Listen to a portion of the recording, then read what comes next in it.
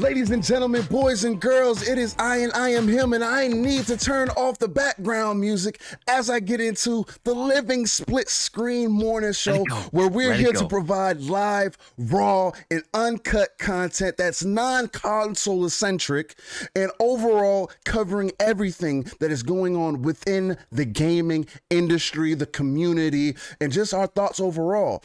Look, man, I'm here with one of the most amazing guys, the guy that's always in my corner, at least, has one of the most greatest opinions, one of the greatest thoughts, one of the greatest feels, the man who puts the soul in Pong. Pong Soul, what is going on, my guy?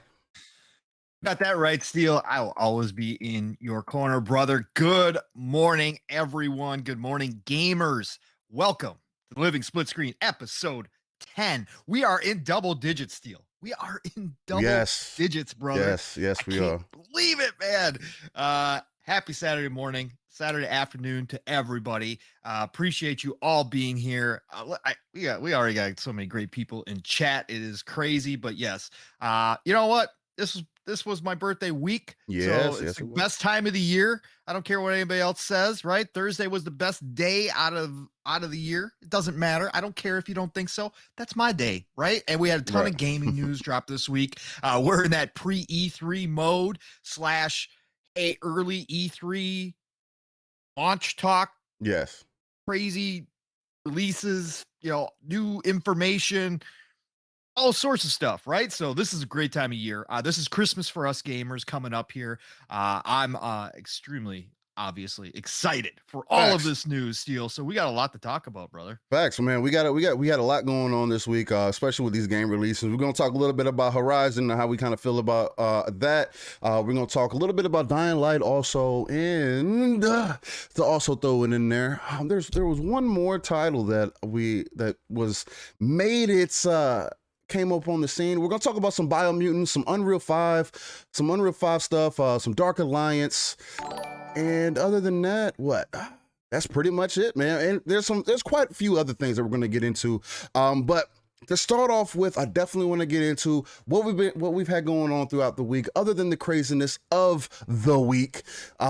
Man, I've really been in and out of trying to get back into, well, I'm not going to say back into, but I'm in the middle of playing Mass Effect 2, man. Again, it's been an amazing series. Everybody that has been, I know the argument has always been, oh, Mass Effect 1 or 2. Right now, I'm definitely on that Mass Effect 2 train. Choo-choo. I'm there, man. I'm there. I'm all aboard the Mass Effect 2 train right now. It has me so engulfed just within the story, the character development, and everything, man. And I got some gameplay for y'all in the background. Pong was making fun of me about this earlier because one of the major parts of what makes Mass Effect 2 so great is the outfit choices. I like having different outfit choices for my Shepherd. I think it's amazing. I found an outfit that I really like and I love it. And so when I go out on these missions and he's wearing this outfit, I just feel godly, man. I can't help that. Steal all the great stuff about Mass Effect, the trilogy, and Mass Effect 2 specifically, you got to go with the outfit. I mean, it's one of the things. It's one of the things. No, it should be like if there was A through Z, it should be like W for the reasons why you love Mass Effect. but for you, it's like C. Like that's like. I just thought it was funny as hell when you said I can't help that. I can't help that. Chat. If somebody was gonna come at you like they had never played the Mass Effect trilogy before and they start playing Mass Effect, one of the goats. It is one of the pillars of gaming, right? Out of franchises, and they're gonna come have a conversation with you, right? To talk to you about why they're loving their Mass Effect, their Mass Effect first experience. And they're going to come talk to you. Like one of the last things you're expecting to hear is, hey, man, why didn't you mention these great, fantastic outfits they got? I'm not even joking. That's how he came at me in the DMs. He's like, man, you never even told me about these alternate outfits. I'm like, I don't even remember the alternate outfits. That's exactly what I said. I said, yo, Paul, why didn't you tell me about these alternate outfits? These things are amazing. And Paul was like, yo, I never even thought about bringing that up. Like, I forgot all about that. I was like, look, man, that's what I cared about. When I get into these games, you want me to be more involved in my single player games, and you need to give me outfit choices. I want to look fly. You know, I need to. It gets me so much more involved. This is that generation gap, Steele. This is that generation gap. I don't know. No, I don't think it's a generation gap. I just like to be fly when I'm gaming. That's all it is. That's all it is. It's not a generation gap. You could go outside. See, you're okay with going outside, a white shirt, Hanes, maybe some white Dickie shorts or something like that. Oh. I want to go out in a full tuxedo. You know what I mean? Like, I'm just saying. Look, Steele. Yeah. But yeah, man. So I've been having a fantastic time with ME2, man. Just the overall, even the mini games, going from planet to planet, it just makes it seem so much more worth it. The side missions seem so much more worth it. Whereas first one in ME1, the story had me very engulfed to the point where I just was strictly going through the story. I didn't do much else. It was just story. Especially when it got to certain points, it was just like all the way through. And then ME2 is different. Like I'm 20 hours into ME2, maybe more, and maybe halfway through the game. I'm just now about to get into one of the relays, relay 4, whatever it is. I can't remember. That's what happens when I've only been able to play Mass Effect once or twice this week, so it's been a crazy week for me. So but other than that, man, yeah, I downloaded some Biomutant, played a little bit of Forza here and there, but other than that, man, yeah, hopefully y'all enjoy the gameplay in the background, and we'll move forward from here. Pong, what you been into? Sir. You've been getting the game. Oh, hold on, actually, because in case you guys didn't know, Mech Warrior also came out, and that was actually a pretty much of a blast to jump into. I know we were talking about that in the background. We're gonna get some co-op in on that. Man, just seeing Mech Warrior finally come to a console, even though it doesn't have PvP in it. The Mech Warrior Online is a completely separate component that's only on PC. I thought that was unfortunate. I was expecting for there to be PvP in this game. There's not. It is what it is. I'll take over the co-op aspect. I'm pretty sure if the game gets enough attention and enough hype behind it, that they'll bring out the PvP for it. But I guess we'll see. Other than that, yes, Pong, over to you, man. How's your week been? What you been gaming on? What's up, man? I've been gaming a whole lot this week. I've been too busy. I've been getting home late, as you well know, Steele. Again, we didn't even get the chance to really even talk this week, brother, other than DM. So this was a rough week at work. So just busy. But I did get a chance to hop into some Biomutant, obviously, and we're going to talk a little bit about that. Again, early impressions, opinions on what's going on with it. So I did hop into that, and then of course I had to hop into some Mech Warrior. Because I've been looking forward to a brand new Mech Warrior for so long, or any kind of mech game, I should say. I don't care what it is. Exactly. But this was awesome to be able to hop into Mech Warrior. And again, it's a AA game, people. So Facts. Again, expectations wise, this wasn't something that was ever going to blow us out of the water. I knew that. Even watching the gameplay, gameplay from PC and stuff, I knew what I was jumping into. But again, for an old school mech lover like myself, that hasn't had a console like real mech game, Titanfall was great to have. It gave a little taste of being in a mech. And obviously I love Titanfall, but again, that's not the main focus of the game.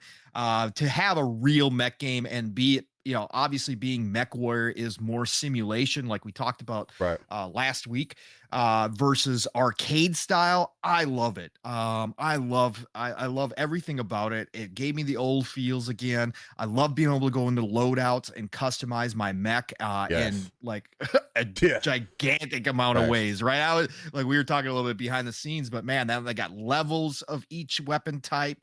There's all sorts of stuff that it goes pretty deep, and then to customize the colors on your mech. I mean, just all that little stuff is just so cool to me. And again, I can't wait to hop into co-op with you, Steele, at some point here.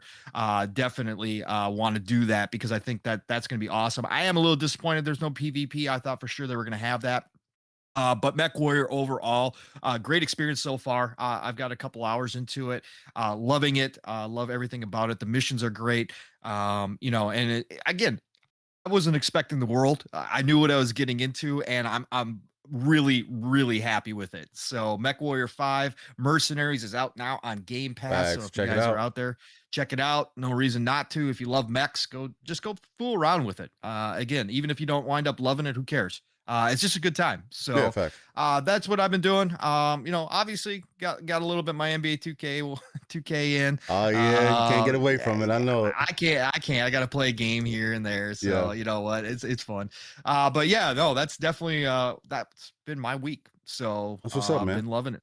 Yeah, hell yeah, yeah, for sure. I'm definitely on that same boat with you with Mech Warrior, man. Can't wait to jump into that. But man, I gotta get through Mass Effect. I can't play nothing else until I finish Mass Effect. I feel it. That's what I feel. No, but within all serious, man, that's what's up. Hey man, we've already got some amazing, beautiful people in here. We got Dread in here. We got Judezilla. We got Fun Speculation in here. Excellent show last night, gentlemen. From what I was able to catch up on, I'm actually going to catch up on it further as I go into my work week, Monday probably more so. Since we have Monday off, it's going to be a fantastic. So I know if it's not some point this weekend, Pong, we'll definitely have Monday to really get into get some game time in. We got Jay's we got Jay's in here. We got HR Bomber in here. We got Studos in here. Graphic God. Black Raven, shout out. Dragonheart Yobi was in here. Marion the Mad. Back was in here. Casket, what's going on? ATL. Man, we just got some beautiful people in here, man. Muppet. Hellboy. Look. Yep. I want y'all to do this for me. Everybody who's in the chat, just say hello, say what's up, type a 1 if you want, so we can just go ahead and acknowledge you guys. Caitlin is in here this morning. What's going on? Of course she is. The queen of Xbox you can't Ultimate. Have one without the other. There you go. The Queen and King is in the building tonight of the Xbox Ultimate Kingdom. Always great to see you within the reign and getting you some of that good old soul that only me and my guy Paul Soul can deliver you. Again, we are the living split screen morning show where we give you content from all across the industry. We are non-console centric and we keep it live, raw, and uncut to give you that energy boost that you need to get into your weekend, man. So look, with that being said, Pone, we wanted to start off a little bit with Biomutant, just to kind of get the ball rolling as people file in, see what's going on. Mr. Kima's in the house, and as we talk about Biomutant, I'm also going to shout out people as we get in the conversation. Smitty Smith, he was the first person in here other than SB who was trying to talk to us from the past. Well, actually, the future. Know what time SB showed up, but yeah, he was in here early. Hey, Dread, sick. There you go. Hit those ones in the chat so we can get you some acknowledgement, because I definitely appreciate you guys for being here. And I just want to make sure that you guys know that we appreciate you as we shout you out throughout the show. But yes, just to start it off with something smooth as people file in.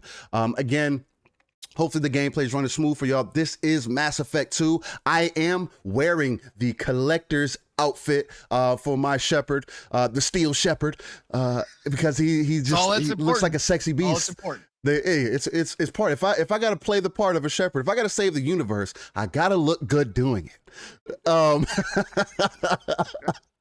Anyway, but look, man, Biomutant seems to have been super divisive this week, man. It released to some up and down reviews, man. And even THQ Nordic themselves had to come out and say, look, man, the reviews are up and down.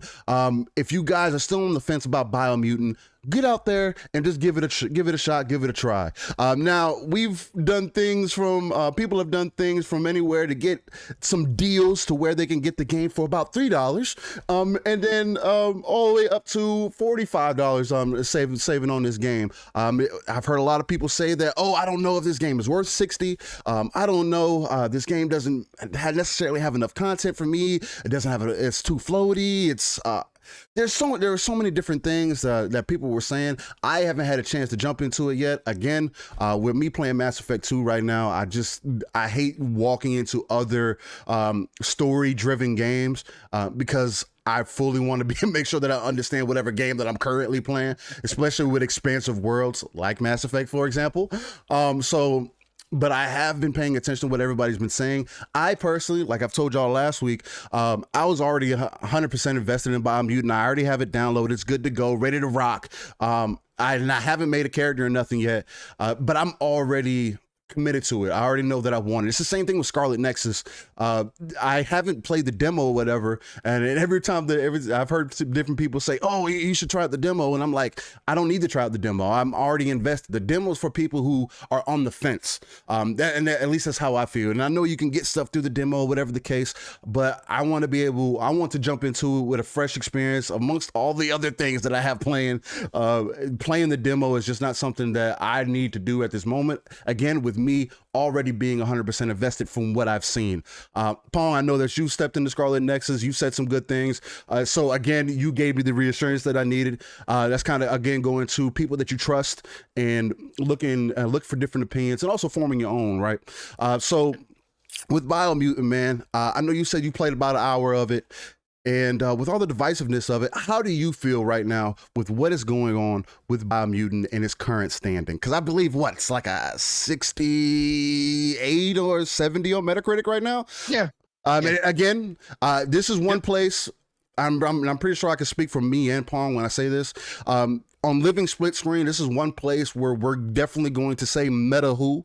I've never never really believed in meta scores. I am of the very solid opinion that ratings and reviews should all be taken with a grain of salt. They're people's opinions and should be taken as such. You need to form your own opinion on whether you want to be invested in the game or not, because at the end of the day, that's what matters. Look to who you trust and trust who you look at. But with that being said, Pong, how are you feeling about Biomutant, man? Yeah, man. Well, let's be real. Biomutant came in divisive, right? Because of everything going on with the resolution and all that kind of stuff on the PlayStation version. So this started out divisive. And obviously people came in with opinions already based upon that as well. But I think Biomutant turned out to be exactly what it is. It's a great game made by a small team. This is their first big title they've ever put out together. And there are things that show that, right? There, it's not a perfect game by any stretch of the imagination. Nothing is, but there are some legitimate beefs with the game from people. However, do I think that it is a very, very good game? Absolutely. I think so far what I've played, I love it. And I think it's going to be, at the end of the day, one of those games that either people love it or hate it. And I don't think there's going to be a whole lot of in between. And I think that's kind of where the meta score falls into that. Meta who, I think you and I made that quite clear over a couple different episodes here, still how we feel about reviewers and reviews and stuff. But at the end of the day, I think when you do look at a score, I think it can kind of give you a sense of, at least from the side of the professionals, and again, we'll do quotations for professionals, but I think it kind of gives you an idea that this game is going to be one of those that either it's going to score well, either you're going to fall in love with the aspects that are done really well, or you're going to focus on the stuff that it doesn't do well, and you're not going to like the game. And I've heard that from listening to different people about this.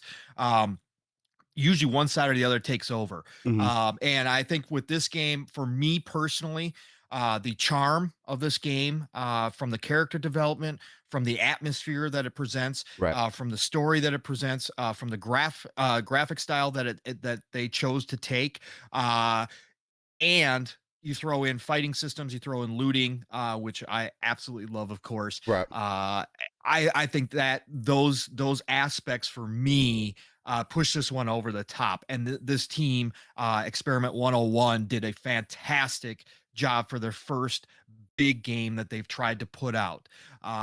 Anytime price is brought up, you can always argue value and whether a game should be priced at something. Absolutely. But again, at the end of the day, it's what you personally feel you're getting out of this game. I know this is a game that I'll probably sink 50, 60 hours into at least. So for me, I have zero issues with the price.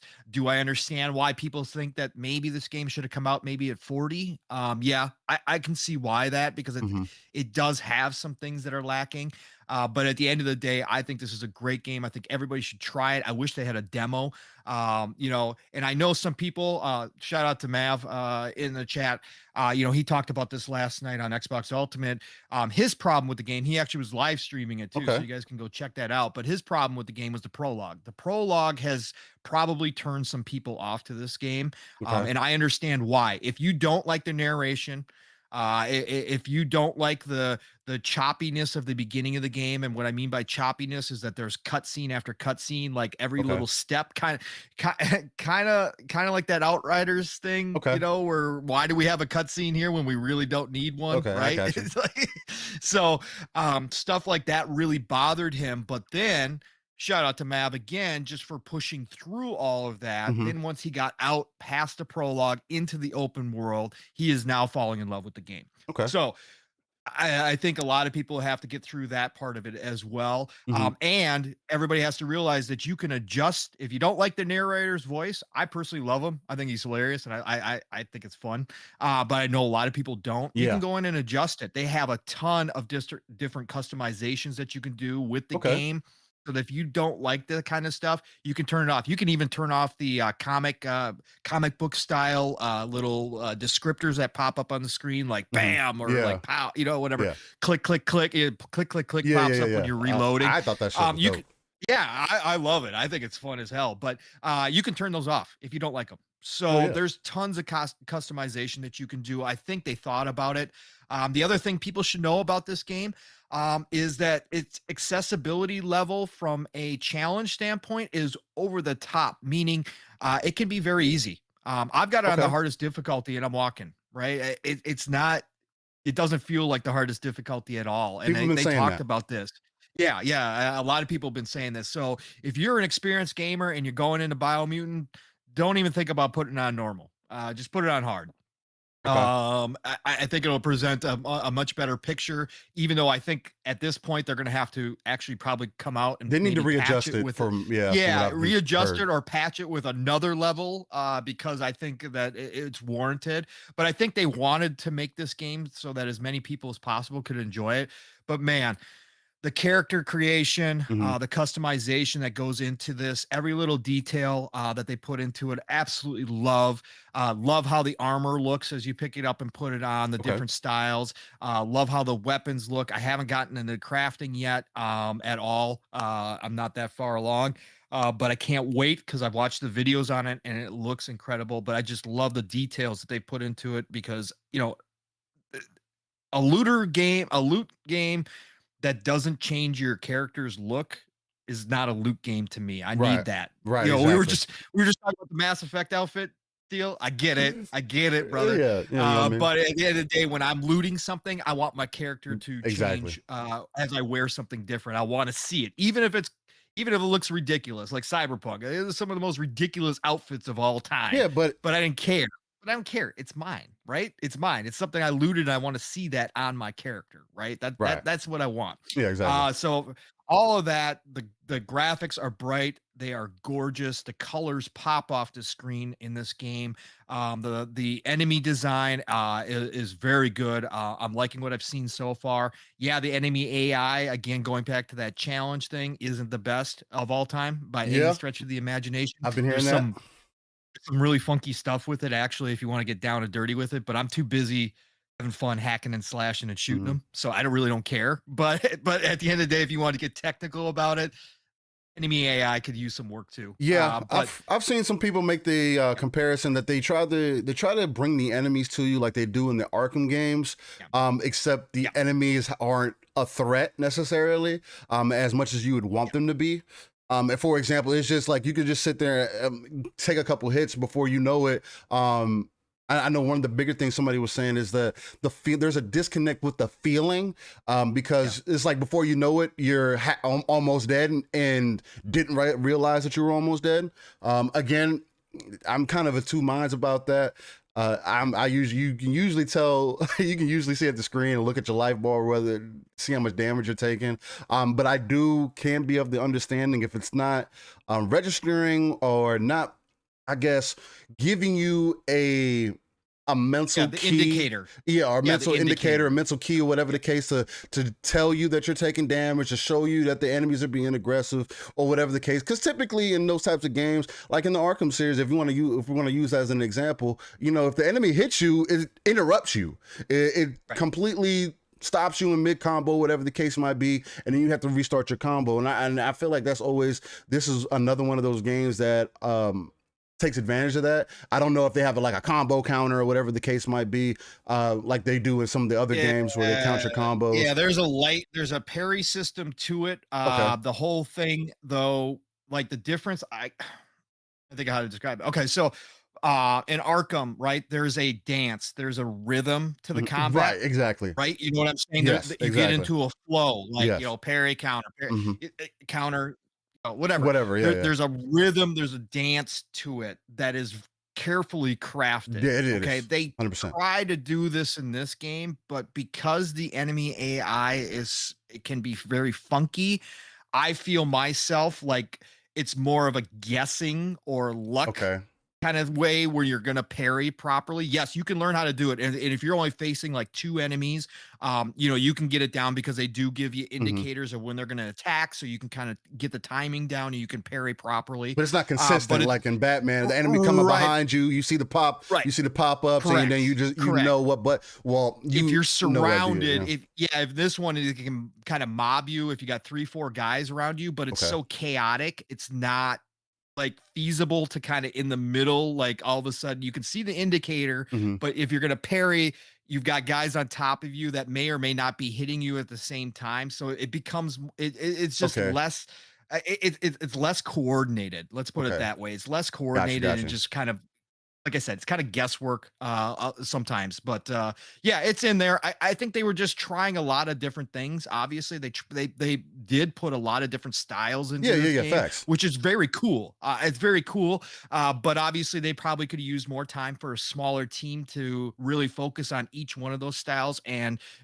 get it fleshed out completely, right? And I think that's some of the stuff that people are finding that is irritating or that they don't like in the game, and I do get it. Again, I'm just having too much fun hacking, slashing, shooting. I really don't care. I'm just having a great time. So for me, I overlook that stuff. Right. And that's how I am in a lot of games. I don't nitpick, and I'm not even gonna call it nitpicking because they're for somebody who is really likes that kind of system, they're going to see it as a problem right away, and it may turn them off to the game. So I'm not going to call it nitpicking like as a bad thing. Right. I'm just saying for me, I just have fun with the games. That's why I enjoy so many different games, is because for me, I don't get that deep with it, and I just like it. And there's obviously games I don't like, but Biomutant is one of the games that I like, and I can already tell I'm going to put a lot of time into it. Right, facts.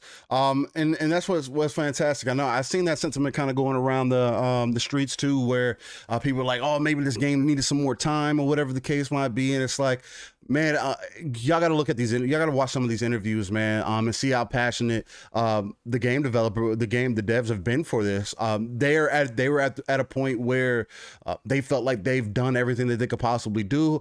He did acknowledge that there was thousands of bugs that they had within the game. They felt like they addressed most of the big ones that they found they could run into, but they really wanted to get the game out and to get it out to the people, whatever, to get more opinions and see how people felt about it before working on it. Because I mean, what's worse than continuously working on a game, you putting it out and nobody's fucking with it anyway? You know what I mean? That would be so much of a worse feeling for them. So I feel like they were at that point where like, look, we put our heart, we put our soul, we put our time into it.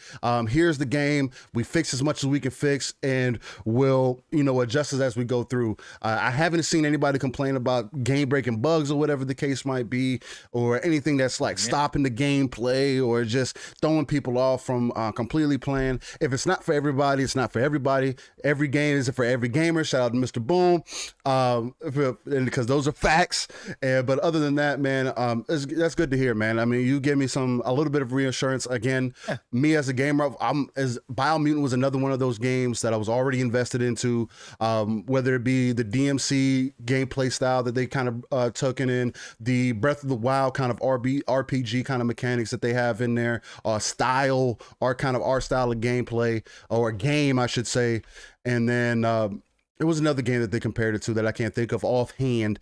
But other than that, for those kind of different things to be in there, it seems like an excellent game. Again, like people have been talking about in the chat, for it to be a AA game. Again, I don't like putting those A's on whatever games, but for a game that had 20 people working on it, man, what can you say? They put out their vision. They seem to be happy with it. It seems to be good and getting some good acceptance or whatever the case might be, and that's what matters. So, hey, excellent, man. Absolutely. Yeah, shout out to K Mega too. He backed up what Mav said too. He had, he didn't necessarily enjoy the prologue, but once he got through it, he's loving the game now.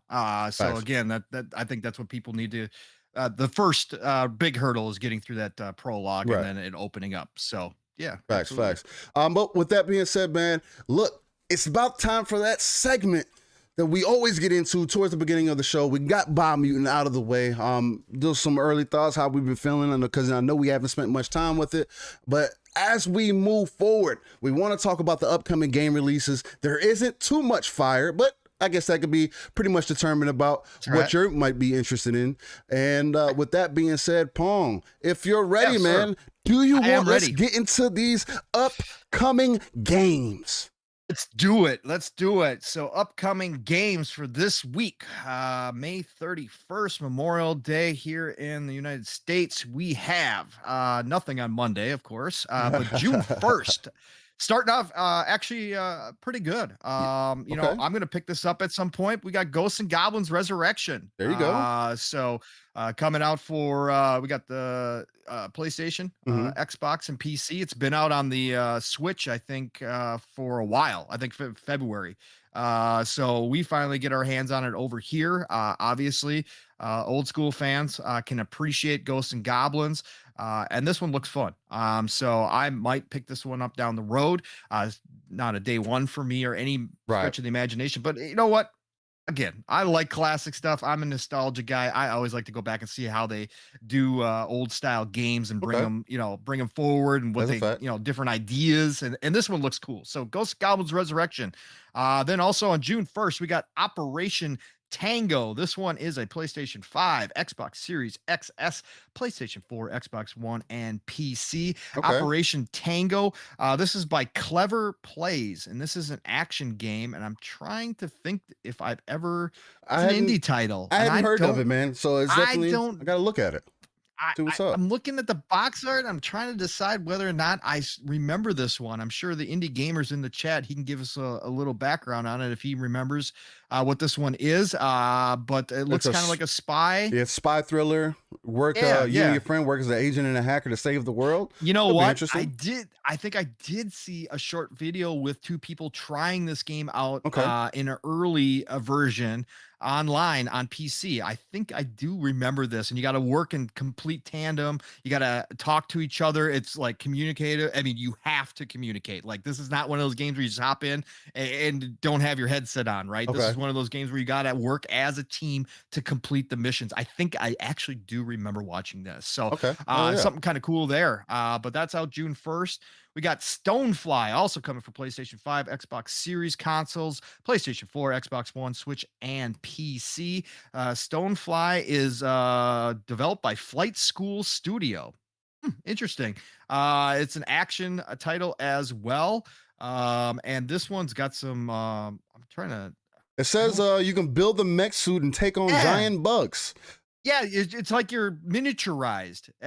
So I'm looking at the style right now. I can't believe I haven't heard of this one. Yeah, I haven't this is looking really cool, actually. A chill. They describe it on their own website as a chill and tranquil action adventure game. Okay. So harness the wind and soar through the wilderness of Stonefly, a chill and tranquil action adventure game about self-discovery, legacy, and belonging. Glide your mech strategically among beautiful flora and dangerous fauna. confronting hungry bugs, adventures, and memorable characters. Okay. I'm down for I like chill, tranquil games. All right. Yeah, I that might have to sounds like I it have could be to pretty dope. so that's Stonefly, everybody. But yeah, that sounds kind of cool. I am gonna actually look that one up and take a look at it. Um, Elder Scrolls Online, of course, one of the Update. biggest. Here we go. Yeah, it's getting an update for Stadia and PC. Gates of Oblivion, Yep, new June DLC. 1st. Yeah, the DLC. So anybody that's been waiting for that to come to Stadia or PC, June 1st is your date. Elder Scrolls Online, man. Oh, If they would allowed me to transfer my character over from PlayStation to Xbox, I'd be all over. it Elder doesn't Scrolls support Online cross still. save.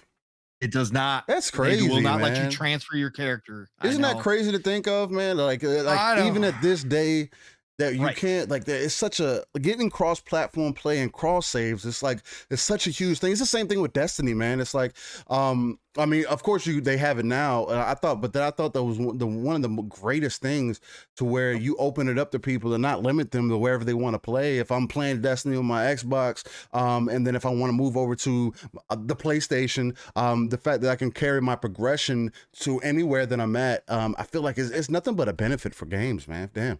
Yeah. No, you think so, Missed especially opportunity. games like especially big games, big MMOs. Yeah, I think it's it tur- ridiculous. It turns you these off. days. It turns you off. Yeah, I mean, it Black does. Desert. Okay, for another example, Black Desert Online. It's the same thing. Yep. I have like thousands of hours on Xbox, but I can't carry that progression over to my PC now.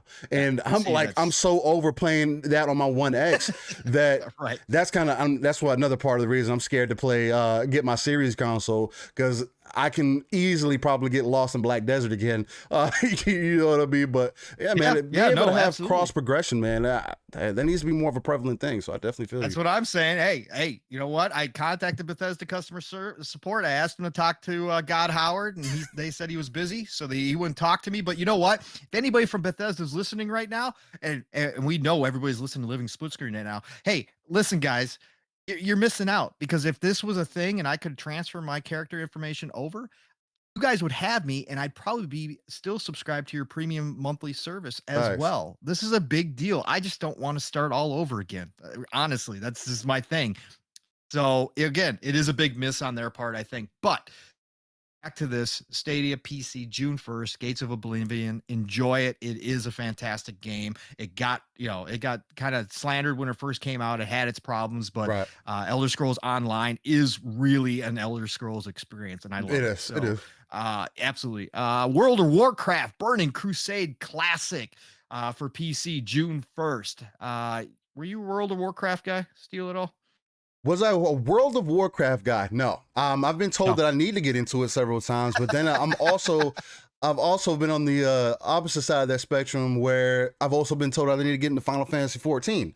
So it's been one of those things where it's like these MMOs, as cool as Warcraft might be, I'm at the point with a lot of games to where World of Warcraft was cool for the timing that it came out, but if it doesn't have like an expansive combat system or whatever the case, like it does a lot for me to get fully invested into an MMO nowadays. I believe DC Online before Black Desert was another one that I was heavily invested in. That had me just stuck on in that world. MMOs have to do a lot for me to be 100% invested. But nah, I mean, I was a Warcraft kid, Warcraft 2 and 3, RTS. I was an RTS kid, but I never was able to get into World of Warcraft. Yeah. No, that's cool. That's cool. And obviously, me being a console only guy, I played World of Warcraft at some buddies' places. Obviously, right. I've dabbled in World of Warcraft. I love it. Wish it would come to console. I'd probably hop into it if it did. Yeah, I'm just that way. Again, it's loot. You give me loot, I'm all about it. So right, I don't care. And it's another one of those things too, right? Where when you're having to pay for the monthly subscription for these MMOs too, that's the other thing that goes into that you got to take in consideration along with the time. Like if you're spending time within the world, then you really don't see that much. Like you don't care about spending the money. And when it comes down to it, but you also have to be very picky, because you can't play multiple. You can't play this MMO, and then this MMO. It's like having a bunch of subscriptions, man. It's like I can't pay 10 to 15 bucks a month for these different games. Yeah, I understand they're free to play, but damn, I'm paying for them monthly. I can't invest my time into all of them. And like Hellboy was saying, I used to be addicted to WoW. Don't get into it still. It won't stop. Right. And see, and that could be a big issue because before World of Warcraft really took off and being this thing in Warcraft 3, I don't know how many people may be familiar with this, but they used to have a lot of different game types and modes. They had Heroes of the Arena. That was basically the same thing where you picked your favorite hero or whatever the case might be from Warcraft, and you'd go out and you'd fight different people within this arena style environment or whatever case. They also had tower defenses and everything else and other different game modes that were really dope at that time. So I know the concept of it is really cool. I know a lot of people love it, and I know a lot of people are into it. But again, just to see that it's still getting updates in 2021, man, like God. Right. And look, ladies and gentlemen, that is the most that World of Warcraft has been talked about on a podcast in the past probably 5 to 10 years. Yeah. So there we go. You get everything. We hit our quota on living. We hit our quota. We did hit our quota. Wreckfest, the PlayStation 5 next gen version finally hits June 1st. This is an interesting one. PlayStation 5 is actually getting its own version, whereas the Xbox Series consoles got an update, and the developers have come out and said that they have no plans on creating an actual series version, straight up. So a lot of this has to do with the backwards compatibility. Yes. Now the PlayStation 5 version does, I believe, run a little bit better than what the updates were for the series consoles, but those of course were free. So again, there's kind of some give and take here, but you know, with the backwards compatibility situation and the smart delivery situation, a lot of times these developers, in order to take full advantage of the PlayStation 5, actually have to develop a brand new version. And I think that that's what happened here, is that they actually have to go in and create a whole new version, whereas the series consoles have the ability to just kind of be opened up as far as the frame rates go and that kind of stuff, and just they natively take advantage of the series power, right? Mm-hmm. So that's where we see this difference. But the PlayStation 5 version of Wreckfest is a fun game, especially if you got people to play with.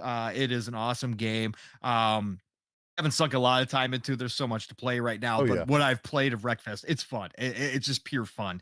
So that's coming out PlayStation 5 June 1st. Pro Cycling Manager 2021. Man, this has been on everybody's wish list. This is like going to be the game of 2021. Ooh. Pro Cycling Manager 2021. Excellent. That's right. I've always wanted to get a bicycle and manage it. I wanted to manage my bicycles. Yeah, I've been looking forward to definitely getting my team. And then, I mean, that's only on PC, but we're not getting left out, Steel. We're not getting left out of the cycle. Oh, okay. Games, right? We get Tour de France 21. Oh, there you go. Right? There you go. Look at this. If Pro Cycling Manager, if Pro Cycling Manager was the hottest game talked about recently, then Tour de France 2021 was probably the second hottest game to be spoken of. If there's any other better simulation game, I think it's going to be one where you're riding a bicycle. I think it's going to be it's going to take it over the top, man. I'm hoping they're getting VR support. I mean, I can't wait. Why go outside and pedal your own bike when you can put a VR headset on and just doing a virtual reality, man? What better game could do it this way, man? Look, Steel, I don't think you have some of the best cyclists in the world in your neighborhood, right? So you can't go get that experience. You can go hop on a bike outside. You can enjoy the weather and you can see all the sights you want to see, and you can actually get real exercise. But just think about it. You're not going to be cycling against some of the best in the world unless we get VR Tour de France 2021. Make it happen, guys. Let's go. Let's make it happen. That's number one VR game. Let's go. Better than Half-Life. That comes out June 3rd. PlayStation 5, Xbox Series consoles, PlayStation 4, Xbox One, and PC. So anybody looking forward to that, let me know. Let us know in the chat that I just slandered your cycling game, but guess what? I don't care. Again, I just don't care. But anyways, Evergate for PlayStation 5, June 4th. Okay. This was a game too I hadn't heard about. Actually, this looks like another indie game. Stone Lantern Games, published by P Cube. And it's a platformer. It looks like it's been out on Switch since 2020, PC since 2020. Oh, actually, you know what? This was out on Xbox last year as well. I've never heard of this game. Anybody know anything about Evergate? If it's fun, let us know in the chat. It looks like a platformer, puzzle Yeah. kind of platformer game. So yeah, I hadn't heard about this game. So I did not know this was already out on everything. So that's cool. I can't wait to go check that out. Then we got Sniper Ghost Warrior Contracts 2. Had a little controversy with this Yes. one because the PlayStation 5 version, or the PlayStation 5 Yeah, the version PlayStation has been 5 delayed. versions. Yep. Yep, has been delayed due to technical issues. So that had been announced weeks ago, and then all of a sudden it started getting the buzz. Somebody found it and started using it again for the normal discourse that we see. But Sniper Ghost Warrior Contracts 2, I don't know if anybody plays Sniper Ghost Warriors. I've dabbled in them. They're okay. They're fun. They're more sim sniper style. You got to worry about wind and stuff. Double A kind of franchise. Right. Got some very cool settings. So I will say that some very cool setups as far as, getting to your target, and obviously working that out where you want to set up and that kind of stuff. Some cool stuff in there. I like it. Right. It's just more of a sim style. I'm not all about, I like bullet drop like in Battlefield. But this one takes it to another level, right? Okay, this, okay, this is a whole nother level. Yeah. When you talk about wind speed and very bullet realistic. drop, very realistic. But I will say this: when you pull off a shot in this game, especially a skilled shot, it definitely has a different feel to it because you did something right? So it gives you that little extra. Yeah, I got that guy. I made that headshot from 300 meters out, right? Or Right. 500 I think they make it over dramatic and show you the bullet do. penetrating and everything.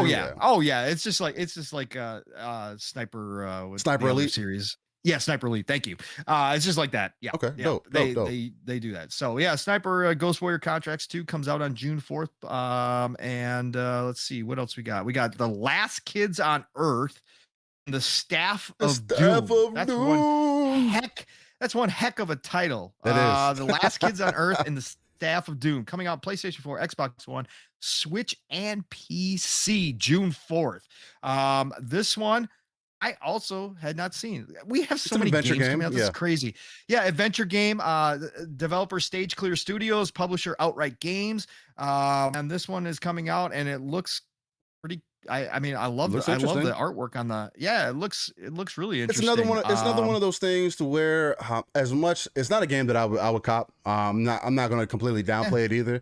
Again, it's another one of those things. As y'all keep seeing, man, we keep doing this week by week, and you just keep seeing there's so many games that are coming out on a week by week basis. Even if it's not one of the games that you were mostly looking forward to, there are games that are coming out that do pull attention from a crowd.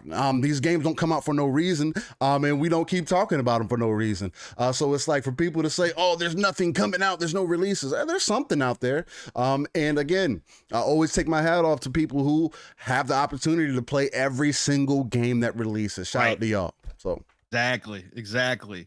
And then the last one for this week is The Persistence, which has already been out since last year. PlayStation 4, Xbox One, Switch, and PC. Okay. This is a single to up to 3, 1 to 3 person horror style game. I've seen a couple of videos on it. Again, I'm not big into horror, but it's got a sci-fi kind of horror to it aspect, which a lot of people do love. I think it looks cool. It looks fun. It's from Firespit Ltd, but the next gen versions are actually showing up this week on June 4th. So go watch some videos on The Persistence. Any horror fans out there, anybody wants to hop into some multiplayer kind of experience as well, go check it out. It might be up your alley. Again, not a gigantic title by any stretch of the imagination, but people looking for something to play right now. Kind of different experience from what I've seen through the video. So go check that out, The Persistence. But that is the final game of release for this week that I am aware of. So excellent. We are.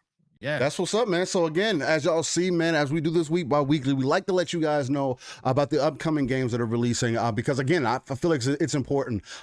Here where we're non-console centric, we talk about all things gaming overall, just so we can speak to the community, man. Because it's not just about the Twitter community, it's not just about the Facebook community, it's not just about the Reddit community or wherever you may be. It's about gaming in total. Just because I may not have interest interest in a particular game, Paul may not have an interest in a particular game, or whatever the case might be, does not mean that we cannot talk about it and let people know and inform people that, hey, we still have the excitement, you know what I mean? The passion is still there. And that's what's more important. That's what's super important, because we don't have good examples of that. And that's just something we have to constantly work on and make sure that we pay attention to as we move further into the future. And especially as I bring up my This Day in Gaming segment as we end the show later on. So I know it makes Palm feel old. It makes I called that. It's make me feel old. That's no, man, we're not going with that, man. We're officially changing it. No, can't agree with that. No, but yeah, so let's take a vote. Yeah, it's gonna be a 1v1 and we're gonna draw it out. Draw, sucker. Right, no. Exactly. I'll meet you at high noon. Yeah, yeah, I bet. The butt cracking on, huh? Right. But no, it's always dope because I don't see anybody else talking about these things. So that's why we continue to do it, and it's just another example of what we bring versus what anybody else might bring to you guys. And it's that passion that we constantly try to put in our community. Absolutely. So with that being said, man, look. Yeah. There's been some, we could call it an early Christmas. I know we consider E3 a time, or like the Super Bowl, or early Christmas, or Christmas time, not early, but Christmas time, or like the Super Bowl, or a huge event, or whatever the case might be.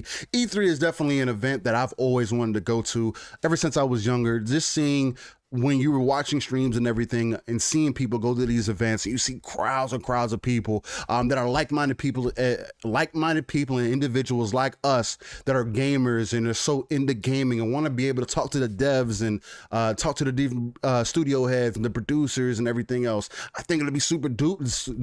Super dope. I think it'll be super dope to, meet Phil Spencer one day. And I've heard people say, oh, I met Phil and he was a great dude and this and another thing. And as somebody who's always been a proponent of that, man, I feel like I've been in the tournaments and I was gaming competitively for a long time, or whatever the case might be. E3 has always been an event where it was just like I always felt like it was gamer heaven. I haven't had a chance to go here within especially within the last 2 decades, man. I mean, I haven't had a chance to go, and I still want to go, hopefully, as things open back up. But we've had some early announcements, man, from some games that have definitely pulled some attention. Eating up. And have definitely throwing some shade out there on some aspects for one of these games, at least. I don't know if anybody's kind of felt divisive about any of the other ones, but I know one in particular that's been a very huge topic and kind of been the brunt of entertainment, I should say, and that's Horizon Forbidden West. They released a gameplay trailer, man, and to start off with, I'll get my thoughts off. The game looked beautiful, man.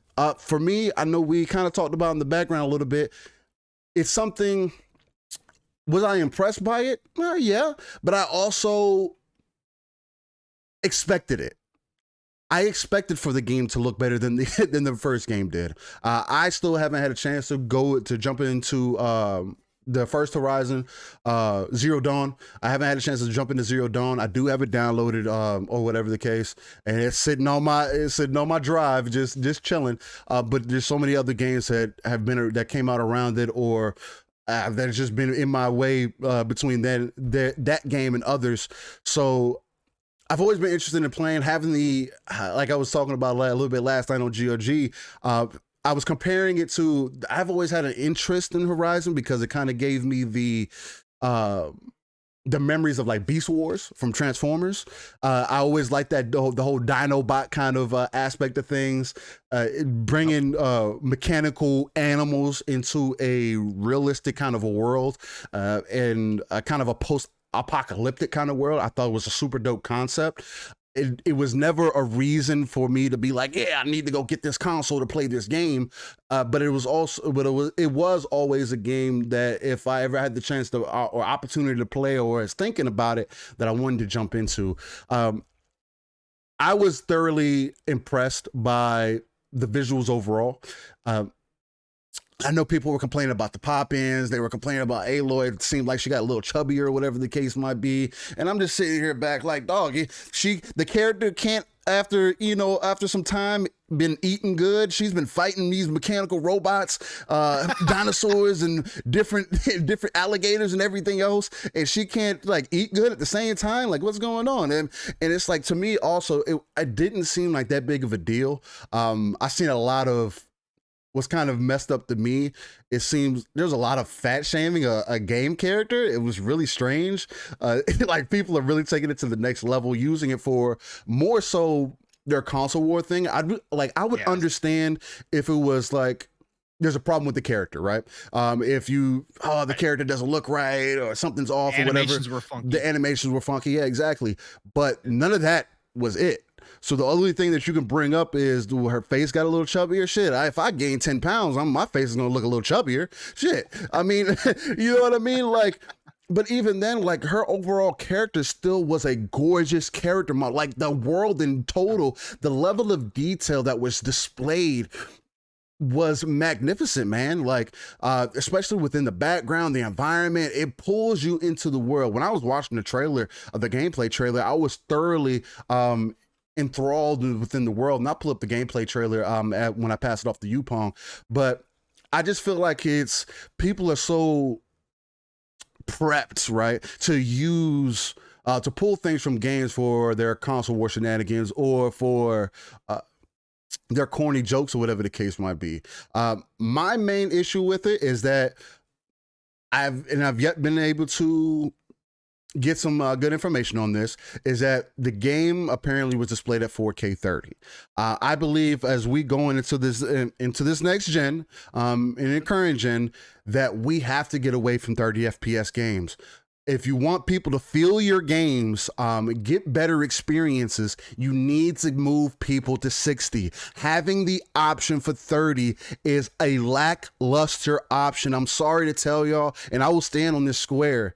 30 FPS is not good anymore. It's not enough anymore. If there's, again, we talked about it a little bit last night. There are other examples like The Medium that is rendering two games at the same time, where the game is 30 FPS, or even on the 3090 card, RTX 3090 card, where the game struggles to play at 60 FPS on with everything turned up. So in that example, it's understood. It's like, it's understandable, but they were also trying something different. This is your next iteration of your previous game. Let's move gaming forward. People like, you wouldn't want Halo to come out and you're playing Halo at 30 FPS. Like, that would make no sense. You know what I mean? Right. But it's also a first-person shooter. That was another thing that people were throwing out there. People were comparing Halo still shots to Horizon still shots. I don't understand that comparison either. Two different style of games doing two different things that have two different examples of what they're trying to accomplish. And two different art styles, right? If anything, if you want to compare Horizon graphic wise or how it looks or whatever the case might be, let's look to Gears Hivebusters. Hivebusters is the best example of what is possible, especially with the Unreal Engine, which we'll talk about a little bit later, a little on and off with the Unreal 5, what is going to be possible as we move forward. What Horizon Forbidden West did for me is shown me what is possible. It's shown me what what Sony has continuously showed y'all, is that they know how to design games. That's why they take as long as they do to get put out. You have to wait 3 to 4 years for the next iteration of whatever game. You know what I mean? And they take the love, the passion, the detail, the attention to detail to that next level. And you can't take that away from them. Now, from that gameplay, is it a reason for me to invest into a PS5? No. I'll wait for the game to come to PC if I need to. There still has to be something. There has to be another game. There's still not a game out for me to invest into a PS5. And regardless of how anybody else feels, that's how I feel personally. But again, I'm also a multiplayer-centric gamer. There's also many other things that fall into that to get me to invest. It is a nice side piece. Like, if I'm still trying to find my burger. I'm still trying to find my tenders. I'm still trying to find my filet mignon. but I'm getting a lot of sides. You know what I mean? I'm getting tons of sides. I'm getting appetizers. You know what I mean? The appetizers are looking delicious, but if I do not have a solid main course, why am I coming to this restaurant? That is me right now. Xbox has always been there for me just because of the service side thing. The service side of everything that Microsoft does will always pull my attention, and we see how that's going. So I like what I saw from Horizon, and I'm definitely interested, and hopefully it lived up to expectation for some other people. But Pong, man, how are you feeling about the whole Horizon thing and this whole situation that is going on within these streets, man? Yeah, I mean, first of all, Horizon Zero Dawn was one of my favorite games of last gen. So I'm a big fan. I'm a huge fan of LA and the whole dynamic that she has with the new environment after this, you know, apocalypse or whatever you want to call it, and these machine Right. animals and dinosaurs have come, have risen up. I think it's fantastic. I loved it. I know some people thought it was generic. For me, I just the total world was just it was the package. It was a total package for me. And so I came into this excited to see what they were going to do with Forbidden West, and I Mm-hmm. was not disappointed in any way, shape, or form. I think it showed great. I think that the underwater stuff and the water in general Right. was a huge Beautiful. upgrade over the Beautiful. first one, and some of the most impressive stuff I've seen yet. And this is cross-gen still. So Right. for me, Guerrilla Games or Guerrilla Studios Yeah. is what is one of the premier developers out there, They used to make especially with Killzone, Pong. Like, it's right, right, crazy to think about but that. right, and people had opinions on Killzone, and was it the Halo killer that they try to tout it? No, of course not. Right. Again, we talked about that label. Never put that label on your game, but Killzone to me still was absolutely fantastic. It was Hmm. fun to play. The graphics to this day, you pop on Killzone 2 or Killzone 3. The graphics to this day hold up. I Right. mean, they're crazy good, and they were doing stuff on PS3 that nobody else was.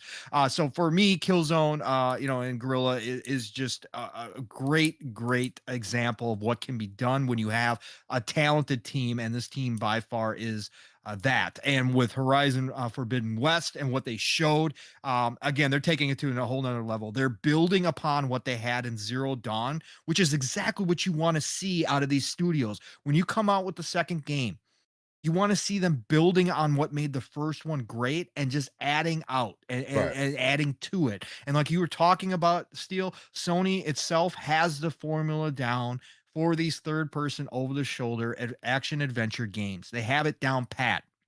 Right. um and Gorilla is just taking it and just expanding on what they already do well and just making it even more. And that's what I came away from yesterday. The little cut scene that they had in one of her moves where she slams the staff down, Dope. and they threw in this Dope. anime style cut scene with her, reloading up the weapon with the shockwave, right?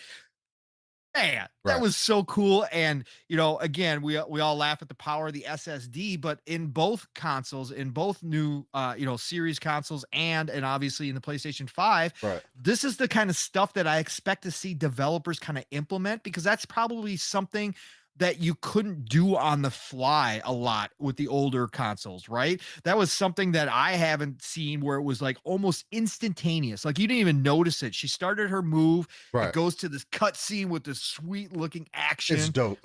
and then right back to the game, and she's slamming it down. It's seamless, right? That stuff is so cool to see happening. Obviously, the updated they've brought in new dinosaurs, if you want to call them that. And with the raptors, that was sweet. Obviously, with this new faction riding these animals or controlling these animals, that is super, super Right. cool. Love the concept of that.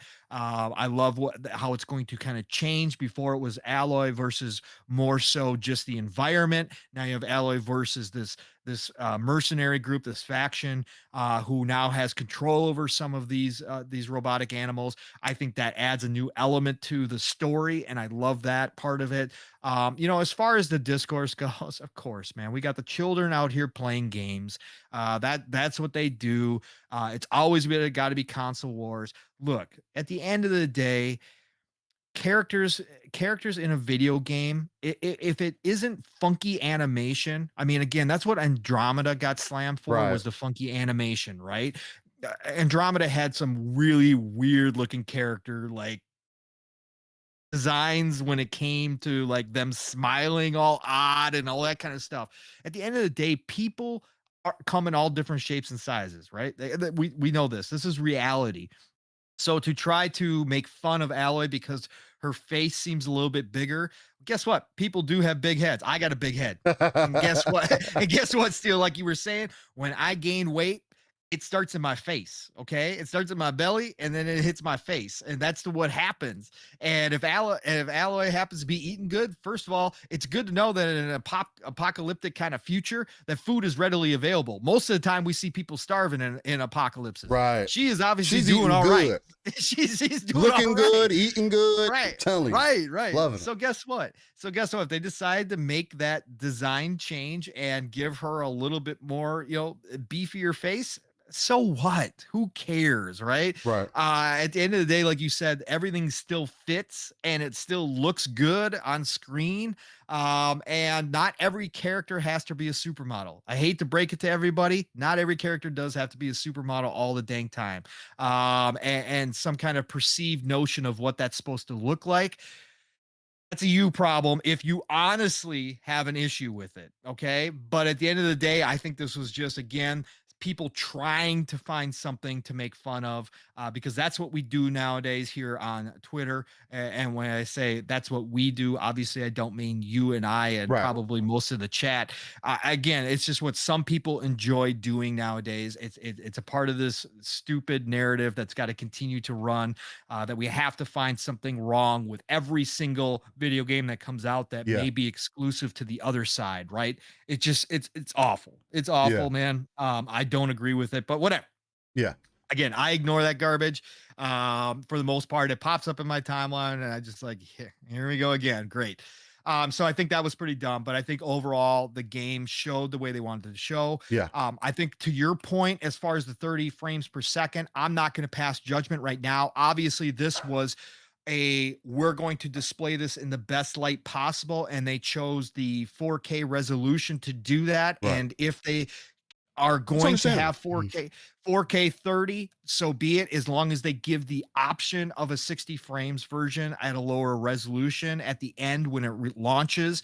That's all that really matters. Give me the choice to play how I want to play. Yes, I'm always going to choose frames. I've come down to the fact, I think that even with the 120 options that we're seeing on the series consoles, I'd much rather have that option at a lower res. That's just me personally.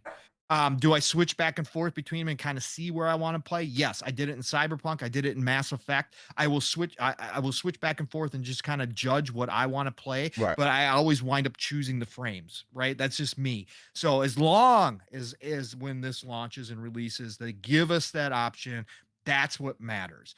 And so I'm not going to pass judgment right now that it's at 30 frames.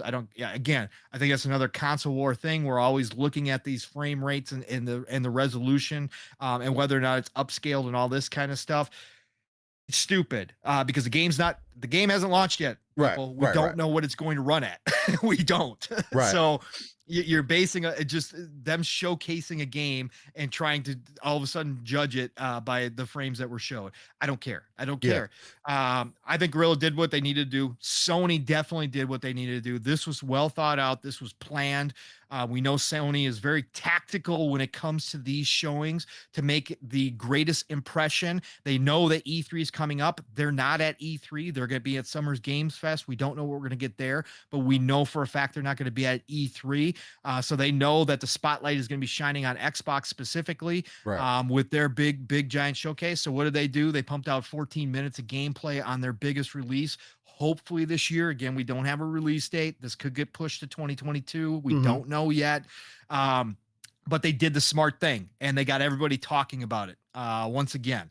And they got everybody hyped again because it showed well, which again, I expected it to. I didn't think Sony was going to have a showcase around a game that wasn't ready to be, given to the public and consume that kind of big chunk like that because they know that everybody's going to be looking at every single detail. And it did great. There was a couple animation things here and there, picking up the gun and stuff that were, obviously you could see that didn't even bother me. That didn't even bother me. It doesn't bother me because again, in the action, it doesn't. But you could tell it's cross-gen. Again, that's okay. That's okay. But everything else was spot on. And I'm looking forward to it. Is it a game that will make me go buy the PS5? It's close, but no. I think I'm still on your side, Steel, that there isn't a game yet that's going to make me go buy it, even though it was one of my favorite games of last gen, because of the simple fact is what I'm going to play after, what I'm going to do after. The console's going to sit there. Just to be real, it's going to sit there. I'm going to play my series console. I'll play for, do I spend $500 plus $70 for every game? Forbidden West. For Forbidden West, play it, spend 40, knowing my style, probably spend 40 to 60 hours in there, bare minimum, and then just be done with it. And then my PS5 is going to collect dust. I can't justify that purchase. I can't. So I'm going to need more content, but again, this is great. Great for the Sony fans out there. Great for PlayStation and PlayStation 5 and for owners. They're getting something cool. Hopefully by the end of this year, they've been solid on their launches. There is content out there with Ratchet and Clank coming. So for people who did buy a PS5, they've got some justification and they're going to have some stuff to play. But just for me to go buy one right now, no. But great game, looking really good. I was excited to see it. And when I get my PlayStation 5, whenever that is, it's going to be a game that you get. Facts. It will be one of the first games I do buy. Facts. I mean, and you hit on very important points, man. That I definitely want to touch on because me and Indy were also having some excellent conversation within the chat too about this whole 30 and 60 thing and whatnot. But I want to touch on first as far as what you were saying, as far as like giving yourself reason for a PS5, whatever the case. There was like some people in last night's chat there were kind of saying that, oh well, you guys are just mad because you don't buy games, and it's like, because they were having this Game Pass discussion and everything else, and you kind of hit it on that too, where you say, okay, I get this console, I play this game, and then I have nothing, and then what else after that? I have to spend another $70 for whatever game comes out after that, and I don't know if I'm gonna love that game.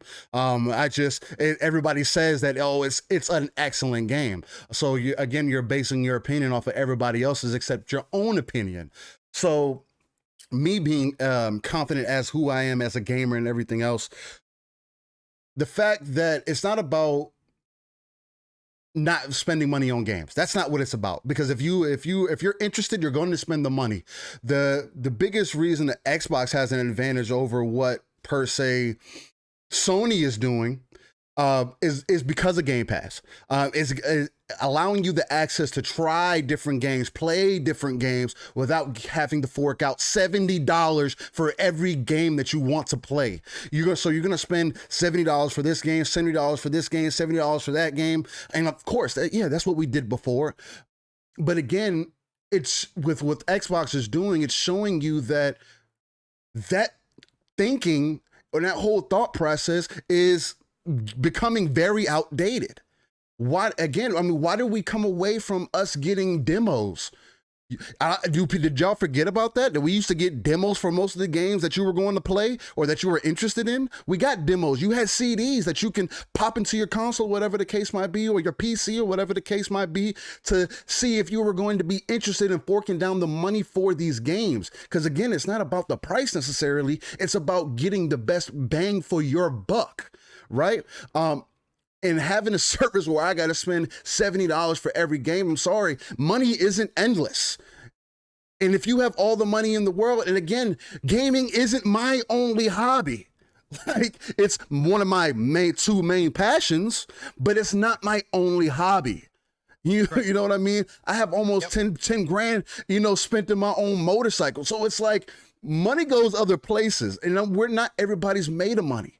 And it's like people can make their own decisions and choices on what they want to invest that time into. And it's the same thing with what we're saying here. And it's like why we're saying it's not enough yet. That's the new bully. That's the new bully thing too, Steve. Yes. Not to cut you off, but since you're on that point, that's the thing that I'm seeing now. Now we're judging people by how many games they buy.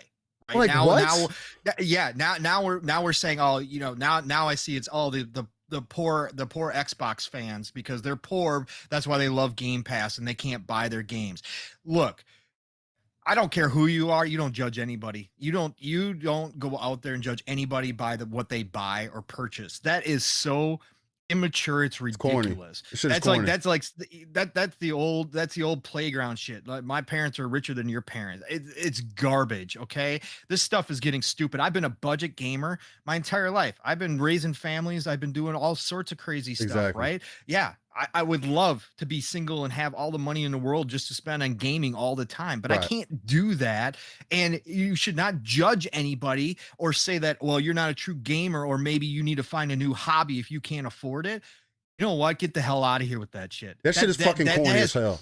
That shit has no place anywhere in this community or in this industry ever. Period. You don't judge somebody by what they can buy or what they can't. That takes me to the same conversations we used to have back in the day when people used to judge people for whether they were wearing Jordans or whether they were wearing Walmart shoes. Like I said, it's immature. This shit is corny to me. Yes. That shit is super corny. And I mean, but people love what they love. And I'm like HR Bomber saying, he just wrote in saying people love the pocket watch. People also love the pocket watch big companies that they don't get paid by. Like that shit is absurd to me. Why are y'all pocket checking everybody else? Go pocket check your best friend in real life. How about that? If you want to pocket check somebody, go pocket check the random stranger on the street and see if you don't get your ass beat. That's what's crazy to me, is because unless you're gonna do that shit in real life, but even then, it's still corny. Who are you to pocket check somebody?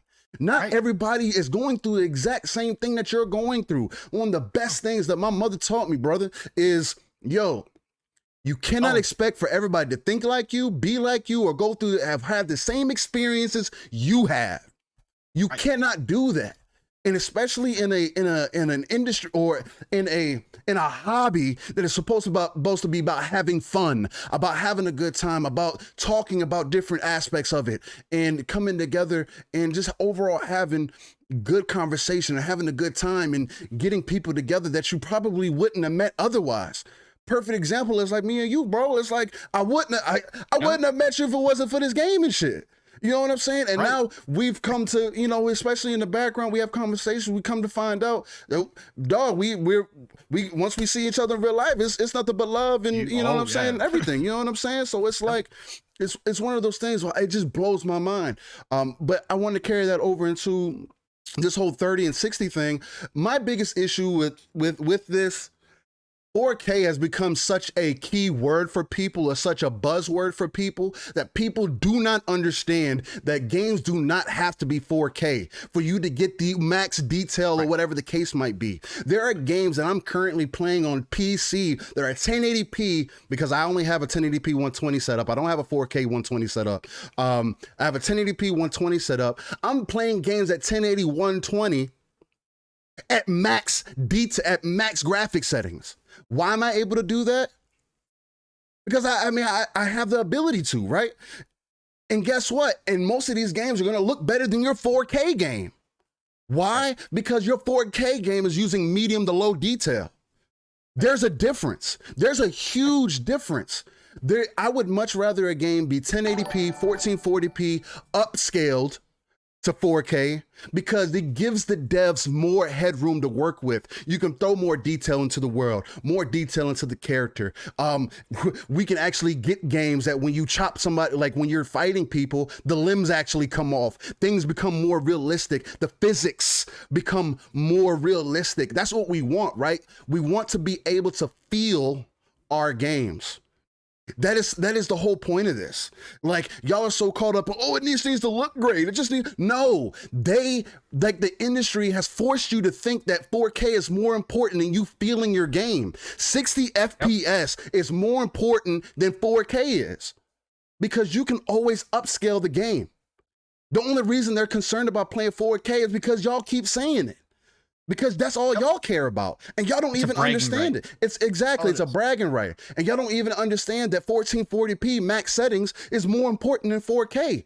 It's going to look 10 times better than your 4K image 80%, 90% of the time, 100% of the time, if it's at max settings. There's a difference between that. Give the devs more headroom. I'm all for giving the devs options, whatever the case. But the devs also understand that 60 FPS does allow people to give a better feel for games. They know that. But y'all are so stuck. But there's a lot of people so stuck up in their own ass about this whole 4K thing that they're like, we have to do 4K. It has to say 4K on the box. Oh, it has to say, if we don't have a 4K option, people are going to get mad. Without understanding that it doesn't have to be that way. Give these devs more space to work with, more room to more room to add detail on their project. That is so much more important. It's like Valhalla, for example. They're so y'all are so stuck up in your ass about 4K or whatever. What if Valhalla was able to be 1080p upscaled to 4K, and now the entire world had wildlife all over the place? Not only the every now and then bear, or the every now and then deer, or the every now and then thing that you see walk across your screen. It could be filled with life because they had that extra headroom. That's the difference, making you fully enveloped within the world. That is more important. Like, I understand, options are great. Options are fantastic, but the 30 FPS option is unacceptable. I'm sorry to tell, I'm not even sorry. I'm not going to say sorry. I'm here to tell y'all, 30 FPS is unacceptable. It is choppy on PC. The only game that's not like that is the Medium. Doesn't look choppy, but that's because the game was designed that way. They knew what they were doing. They knew what they were getting themselves into. It's two games being rendered at the same time. Nobody else has done this. Regardless of what anybody else tries to tell you, this is the first time that it's really been done to the level that they're doing it. So it's a good example. I can understand why and even then the game doesn't look the greatest. Why? Because they were wanting to hit 4K. Right. People are so stuck up in their ass about that shit. You know what I'm saying? It has to look it has to look good. Look, all the pixels on my screen. It's like, bro, y'all are so off base of this whole idea, and it's because the industry has made you feel this way. You know what I mean? The industry wants you to think, the manufacturers want you to think that 4K is more important than detailing your game. Yeah, no pass to Sony or Microsoft, because they both promote it. And it's the same thing. Pump it out. There's 8K on the box, for God's sakes. And we're not going to get. Look, come on. I'm here to tell you guys, we're not going to get 8K for at least another 10 years. It's not standard. Not standard, no. 4K isn't. Games that are coming out at 4K are not going to. It's not going to be an impactful thing until we really get fully enveloped into the next gen. Until games come, until the Xbox One and PS4 gen becomes completely irrelevant, which is going to take 3 years from what we've heard from Sony, 2 years from what we've heard from Xbox, or whatever the case might be. So you're giving yourself that 2 to 4 years time span before games really start coming out specifically for that console. That's when you'll notice the difference. You know what I mean? Because things are now using the power of the SSDs and the hard drives and everything else. Because we're getting away from mechanical drives. You know what I mean? There's so many more things that go into this, and I'm not going to sit here as the most technical guy or whatever the case might be, but I do have an understanding, and I do want that message to get across that there are other things that are more important than the overall image quality of whatever you're getting. The detail is more important than your resolution. You'll never know the difference if the image is at 1080p, 1440p at max settings and upscaled to 4K than a native image at 4K until we get games that are native 4K at max settings, which are probably not ever going to happen on console. because you have to have, because even on PC, if you're going to run max settings at 4K, you need a 3080, 3090 to do that. And even then, you're pulling 60 frames max. The 3090 pulls 60 frames, like around 80 frames max if you max out everything with ray tracing. Like all these keywords and buzzwords and all this other shit that's going on, man. It is what it is, man. Yeah. You know what I mean? I went off on a bit of a tangent. I want people to understand that there are so many more things that are important than these marketing spiels that they keep giving y'all, that the people are so much more focused on, that it's like you're looking at the middle of your screen and never looking at the outsides. Like, you gotta look everything at everything from all angles. I want these devs to be able to put more detail in our games, because detail has been lacking over the years. I should not still be playing games that have swords and shit in them, and I'm not chopping off people's limbs. I mean, I can understand if it's a kiddie game or whatever the case, because you got to be rated teen or whatever. But if it's a rated M game, or if this is what an aspect of the game that you're promoting, physics has to be more realized. What are we doing? We're in 2021. This isn't even 10 years ago. We just got to move forward, man. We just got to move forward. Can I get hair that doesn't clip through clothing? Can we get that? Can we get actual physics that apply to armor, clothing, hair, and weapons, not clipping through stuff, not looking all funky? I'd rather have that. Why when I get a cape? Why when I get a cape at some of my move? Sometimes the cape just is like stuck like this. Right.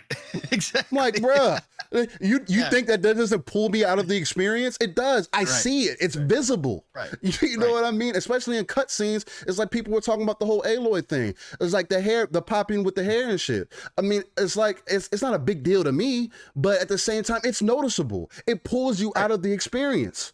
It does. As much as people try to, it's not a big deal or whatever, or make a big deal out of it or whatever the case, you notice it. No, I'm just saying, I would rather spend time on that stuff. Right. Detail. Exactly. Yeah, exactly. All right. But good rant, brother. Yeah, man. That's it, man. We touched touched on a couple things in there, though, man. Yeah, facts. We did. People just got to stop with the nonsense. It's crazy. It's crazy, man. It's corny. It's crazy. But overall, man, again, that's why we're here, trying to represent for the community in the best way possible, give you that live, raw, and uncut energy to get you into that weekend, and just overall get over into the community overall. Excuse me. There you go again. Every time you rant, you get that air, man. I do. I suck in a lot of air. Your mouth open so long. Pause. Yes, pause. That would be a pause. We're gonna pause that. But yeah, man, that's what we're here for. To give you that authentic, organic, and real energy, man. That we feel that we can give you. I'm off base now. My rant. I'm still thinking about my rant. But with that being said, I'm gonna shout out to some people. Again, HR Bomber in the house, Boogeyman in the house, Snakewood saying happy belated birthday, bro, to Pong Soul, Stanley Francois, Lil Hellboy, what's going on? Back, what's going on? Exactly. Back saying field of view increase in Destiny 2 is the biggest upgrade. Yep. People don't understand field of view makes such a big difference, and it's just the ability to be able to see more and not be so on top of your gun. Oh man, like. It makes a difference. It makes a difference. Yep. Indy, what's going on? Who else is in here? Luke Steele, what's going on, man? Luke Steele, man. Yeah, we got Potion Sword Run is in here. Potion Sword Run was in here, getting deep within the chats. NLG was in here. Brother Mike, what's going on? Yobi, what's going on, people? If you're in here, man, just say what's Brother up. Chris, Brother Peace, Brother Peter was in here. We got all of NLG. Yeah. Hell We're doing yeah. good, man. We got some fantastic people in here, man. I appreciate y'all for coming to rock with us on Living Split Screen on your Saturday mornings. Again, man, it's part of the biggest reason why we're here doing it is because we feel like we can bring the energy. Again, like I always say, bring that live, raw, and uncut vibe that only that me and Pong bring you, man. I feel like we're in that top degree, that top echelon of people that really bring you that authentic shit. So that's it on that, man. So as we move forward, I guess we can kind of continue with these next couple of games. We'll probably breeze through these that have also had some gameplay highlights. Is Far Cry 6, man. Far Cry 6 gameplay trailer reveal. How did you feel about it, man? It was Far Cry. Again, we were talking behind the scenes a little bit about this. Far Cry for me is a great franchise. Now, the last one I bought day one was Far Cry 3. And, obviously Voss being one of my favorite antagonists of all time in any video game. Far Cry 3 still stands above the rest for me. I love the Far Cry series. Huh? What? Would you say something? Oh, never mind. Okay. No, I think Far Cry itself is a great franchise. Again with Ubisoft games, they are the fast food of video games for me. Right. I know what I'm always going to get. I'm always going to like it. Okay. Is it going to be a perfectly seared steak? No, it is not. Yeah. But is it something that I can always go to and just have a great time with? Yes. Almost every single one of their franchises is like that for me. And Far Cry is no different. I will always try them out. I will always play them and like them. And this one here, I think they've taken it to the next level. And I think they do this in every game. It's like some Far Cries they take serious, and then other Far Cries they don't. And Far Cry 6, it seems like they are going to do a mix of things, right? So you've got this serious kind of tone with a whole political uprising situation and cartels, and you got the serious tone, but then you also have alligators with jackets on. You have a gun that shoots out CDs that play music right before you shoot them. That's dope. That's super dope. You've got a backpack rocket launcher. So you've got like this whole mixed bag of things. And I think they're gonna pull it off. And I think it's probably just gonna be a fun playground to be in, a fun sandbox to mess around in. And that's what I'm looking at. The graphics look great. I wouldn't say they were out of this world, but they did look great. Again, to be expected from Far Cry. I've never, that's something I never had an issue with any Far Cry's graphics. I think they always do a great job with them. So that looked fun. Love the little dog with the prosthetic wheelchair. I think he's awesome. And he looks fun. It looks like he's gonna play a big role. You can distract enemies with him while you assassinate him. He's gonna carry grenades and stuff around in his wheelchair. He just looks fun. Who doesn't like a dog in a game? As we know, the whole culture of being able to pet dogs in a game, that's a big thing, and they've got it here in Far Cry 6. So that's always a plus. But the acting looks really well done. I always forget the actor's name who's playing the main character. I know he's a big time actor too. I just looked him up now. Joe, go ahead. I'll bring it up to you. I know. Somebody in chat will call it out, because again, I know he's a very good actor, but again, they do a great job. Usually Giancarlo Esposito. Thank you. They do a great job of casting people for their roles in Ubisoft games. So I think this is going to be another one of the highlights for this one as well. I was excited to see it. It comes out is it October, I think October, right? Yeah, Is it October? I think it is. I think it's October for Far Cry 6. I can look it up real quick. Let's see, 2020. It's definitely a 2021 release. October 7th. October 7th. Thank you. Yeah. So it's going to have some competition there. Not that Ubisoft never shies away from competition when it comes to launching their games, but Back 4 Blood's coming out that month. There's going to be a lot of distraction for people. Who knows what else we're going to see out by that point. So I think that is going to be a deciding factor, but Far Cry carries enough weight. There's a big enough fan base. I think it'll be okay. It'll be interesting to see if this is a Game Pass. There's been some small smoke out there that this could be another Game Pass game. I think we're to the point now where every game is possible Game Pass game. But I think Far Cry and the relationship that Ubi and Xbox have could make it happen. just depending on how much for it Xbox Phil and his team want to do. But I think Far Cry 6 is gonna be another success. I'm looking forward to it, and I can't wait to get my hands on it. Excellent, man. I pretty much feel the same way. I've never been personally into the Far Cry series. It's never been a series that I've been like, yeah, I need to really go play that series. There's always been games that have come out around it that have garnered my attention more than Far Cry has. Unfortunately, one of the things that I know Far Cry does have in some of the games, not all of them, is a co-op side to them. So those are probably be more of the games that I'd be more willing to jump into. Just because I'm more of that kind of a player. There's also other single player games that I would probably rather play. Again, as I always say, as a multiplayer centric gamer, there are games that I've missed that I'm now going back into to get that experience and really play. So it's like, now is Far Cry part of that series? I don't know. Maybe not, because as we move further and further into the future, there's other games that come out also that I would rather give my attention to. I understand why people are hype about Far Cry. Far Cry has always been one of those, it's like people always go up in arms and say, man, this game's been fantastic. Oh man, it's this and this and this and this, and they've done all these great things.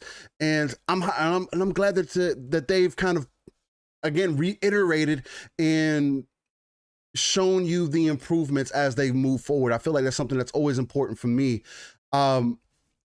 They're saying that we're buffering apparently in the chat or whatever the case might be. Hopefully it's not too terrible.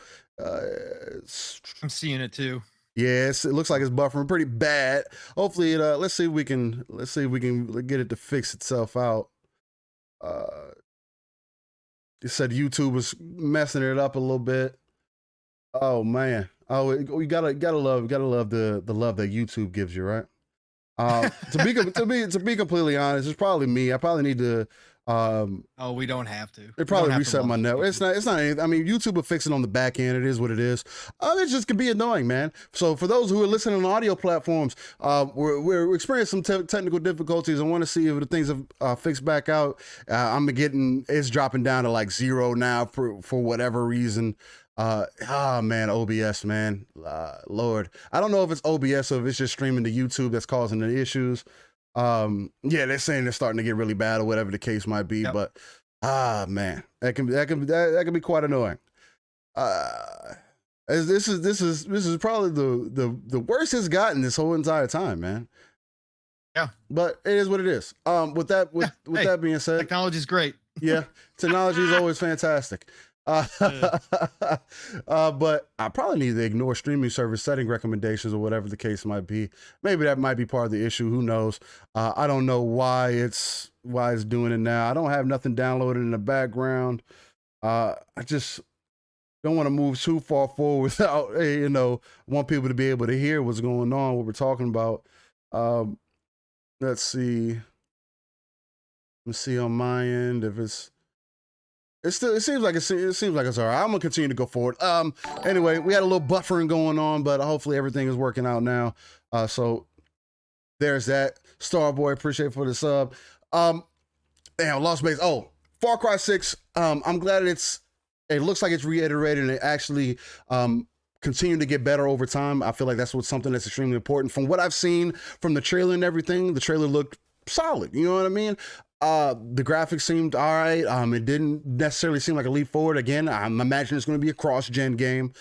So again, with Far Cry, the expansive open worlds that they typically have within those games, I mean, it is what it is. It's not a huge deal to me. If you're excited about Far Cry, I'm excited for you that you're excited about Far Cry. And I'm hopefully maybe at one point I'll be able to jump in one of these games and have a good time with it. Again, if we get into a co-op experience or whatever the case, we might jump it. We might have to check it out. But other than that, man, I'm just glad that it's continuing to thrive throughout the years. So. And see now my buffering has jumped up to almost 10,000, even though I have it set to 4,500. It's wild. Oh man. Oh, Pong, you're muted. Got the chaos going right now. Yeah, the chaos, man. Chaos. Yeah, this is fantastic. It is what it is. But yeah, man. So as we move forward again, that's our Far Cry 6 little breakdown right there. Dying Light 2 is another game that came out with a gameplay reveal, and man, I was a huge proponent of the first Dying Light. I thoroughly enjoyed it. I thought the story was solid. The co-op experience is what really sold it for me. The free roaming, the parkouring, was the main aspects of it that I loved. It was really very free flowing, especially with co-op. Man, it's one of the better zombie games in my perspective, especially with the custom tools that you would get, customizing your character, whatever the case. Even though you couldn't see your character, just having the addition of being able to customize them was always a cool add-on for me. And other than that, just the expansive world, having these zombies come out. One of the most like satisfying things for me though is in the nighttime, because the nighttime really gave you the fear of being out, because it was one of those things. For sure. I can't remember if it was this game. It might have been a different game that had this mechanic in it. But if you were out getting stuff throughout the night, that if you die, you couldn't keep any of the stuff that you had, or you lost all of it, or whatever the case. I don't know if Dying Light did that. Was Dying Light one of those that did that? I think so. Yes. Yeah, I think you had to go back to get it. Because there was a benefit. Sure. There was a benefit to being out at night. Oh yeah. But it was also a huge fear factor, because if you opened up your world, random people could jump into your world and actually take place of one of the main monsters and literally stalk you, or just randomly attack you at any point throughout your gameplay session.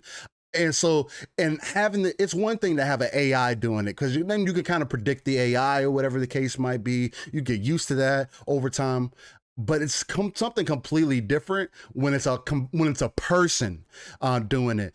I feel like that adds an extra level of fear. It's kind of like 13 Nights at Freddy, or Friday the 13th. Which one of them games? I can't think of the name of it. I think it's one of those games where it's the same thing. They have that same concept where they have 3 or 4 players that are like, they have to fix different things with the environment, and they have this one bad guy. Yeah, you're talking about yes. Keep going. But yes. they have the one bad guy, and he has to stop you from doing things. And he could pick you up and put you up on hooks, and your teammates got to come save you or whatever. I can't think of the name of the game or whatever. But it's kind of like that. I always thought that concept was super dope. I'm not super interested in scarier games per se, not because I'm a scary guy or whatever the case. It's just I've had some experience with some paranormal activity in my life, so that might be what's added on to that. But it's just I don't like having that random fear factor, because I have bad reactions. See, random shit could pop out at me. See, Dead Space is probably my limit. That's probably like that's my limit. It's random shit popping up, and even then, it's like you hear the audio cues that kind of tell you when something's going to pop out of nowhere. But these games that just have random shit, you're going to make me break my TV. I'm going to randomly punch something, and it's not a good reaction Don't to do have. That. But that's my reaction, right? Control yourself. That's my I can't help it. If something pops up, I'm fucking around, drop my controller, throw my controller across the room. I don't want to do that. So that's typically why I avoid playing those games. They're always excellent when they have like a co-op aspect to them, and I feel like that's what really played well to Dying Lights kind of thing, along with just the ever-expanding world, and just being, again, I think they had just one of the best examples of kind of the horde mentality as far as zombies go or whatever, especially for an FPS game. I was more enveloped in Dying Light than I was in Left 4 Dead. Even though Left 4 Dead is more of like an arcade style kind of horde zombie game, whereas Left 4 Dead seemed more simulation, not really. It's sort of like an arcadey aspect to it, but it just seemed more realistic. That garnered more of my attention than like a game like Left 4 Dead did.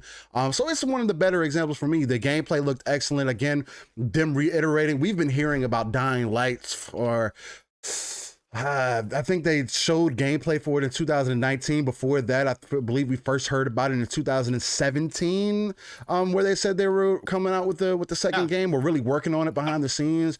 It was going through a lot of development hell. People didn't know which way they wanted to take the game or whatever the case. So it's good to see that it's finally coming out, and it's coming out this year, man. It's crazy to hear that, right? The game having all these issues, and now finally it's coming out this year. I just hope that it ends up living up to the hype.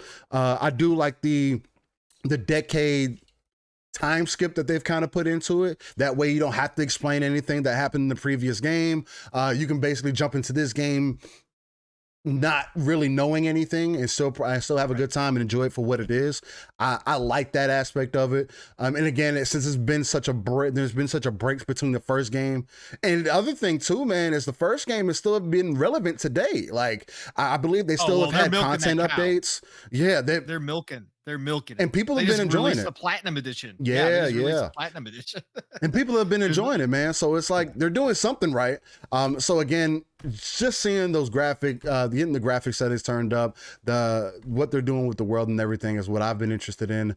And man, the gameplay looked great, man. So Dying Light 2, man, how'd you feel about that gameplay, man, that they just played? Yeah, no, Techland is one of my favorite developers, under the radar developers. Techland has been for a while. I think their C engine that they use is incredible. And like you were just talking about, Steel, for all the crazy negative press that's been coming out about everything going on inside Techland, for them to pull this game together and to be able to show it the way they did the other day. And it sounds like they're going to do a series of these showings, kind of like Night City Wire, what CD Projekt Red did for Cyberpunk. And how they pulled that together. I mean, that stage setting, just the stage setting that they had when they were interviewing the people was crazy. It looked so cool. But again, for a company supposedly in turmoil, we heard about that writer that had been there for 20 years leaving. Yes. Some of their top people off the development staff have left. And, supposedly it was in development hell. There was talk that we may never see it, all this kind of crazy stuff. For them to just come out and just earlier this year say, no, we're fine. Yeah. We're still coming out 2021. And everybody's like, okay. Yeah, we hear you. Right. And then for them to show up like this and show off what they did, was pretty incredible, man. I can't believe it. And the updates that they've done to the C engine look phenomenal. Nice. Like, I'm like, again, this is Techland. This isn't one of the big guys out there, right? This is Techland. Yeah, they've done some pretty big stuff, and Dying Light was great. But man, for them to do this, I thought really showed the dedication that the team that is there has to this game. And I think they took the Parker moves, they doubled them. So now you got 3,000 different Parker animations in this game, which is stunning.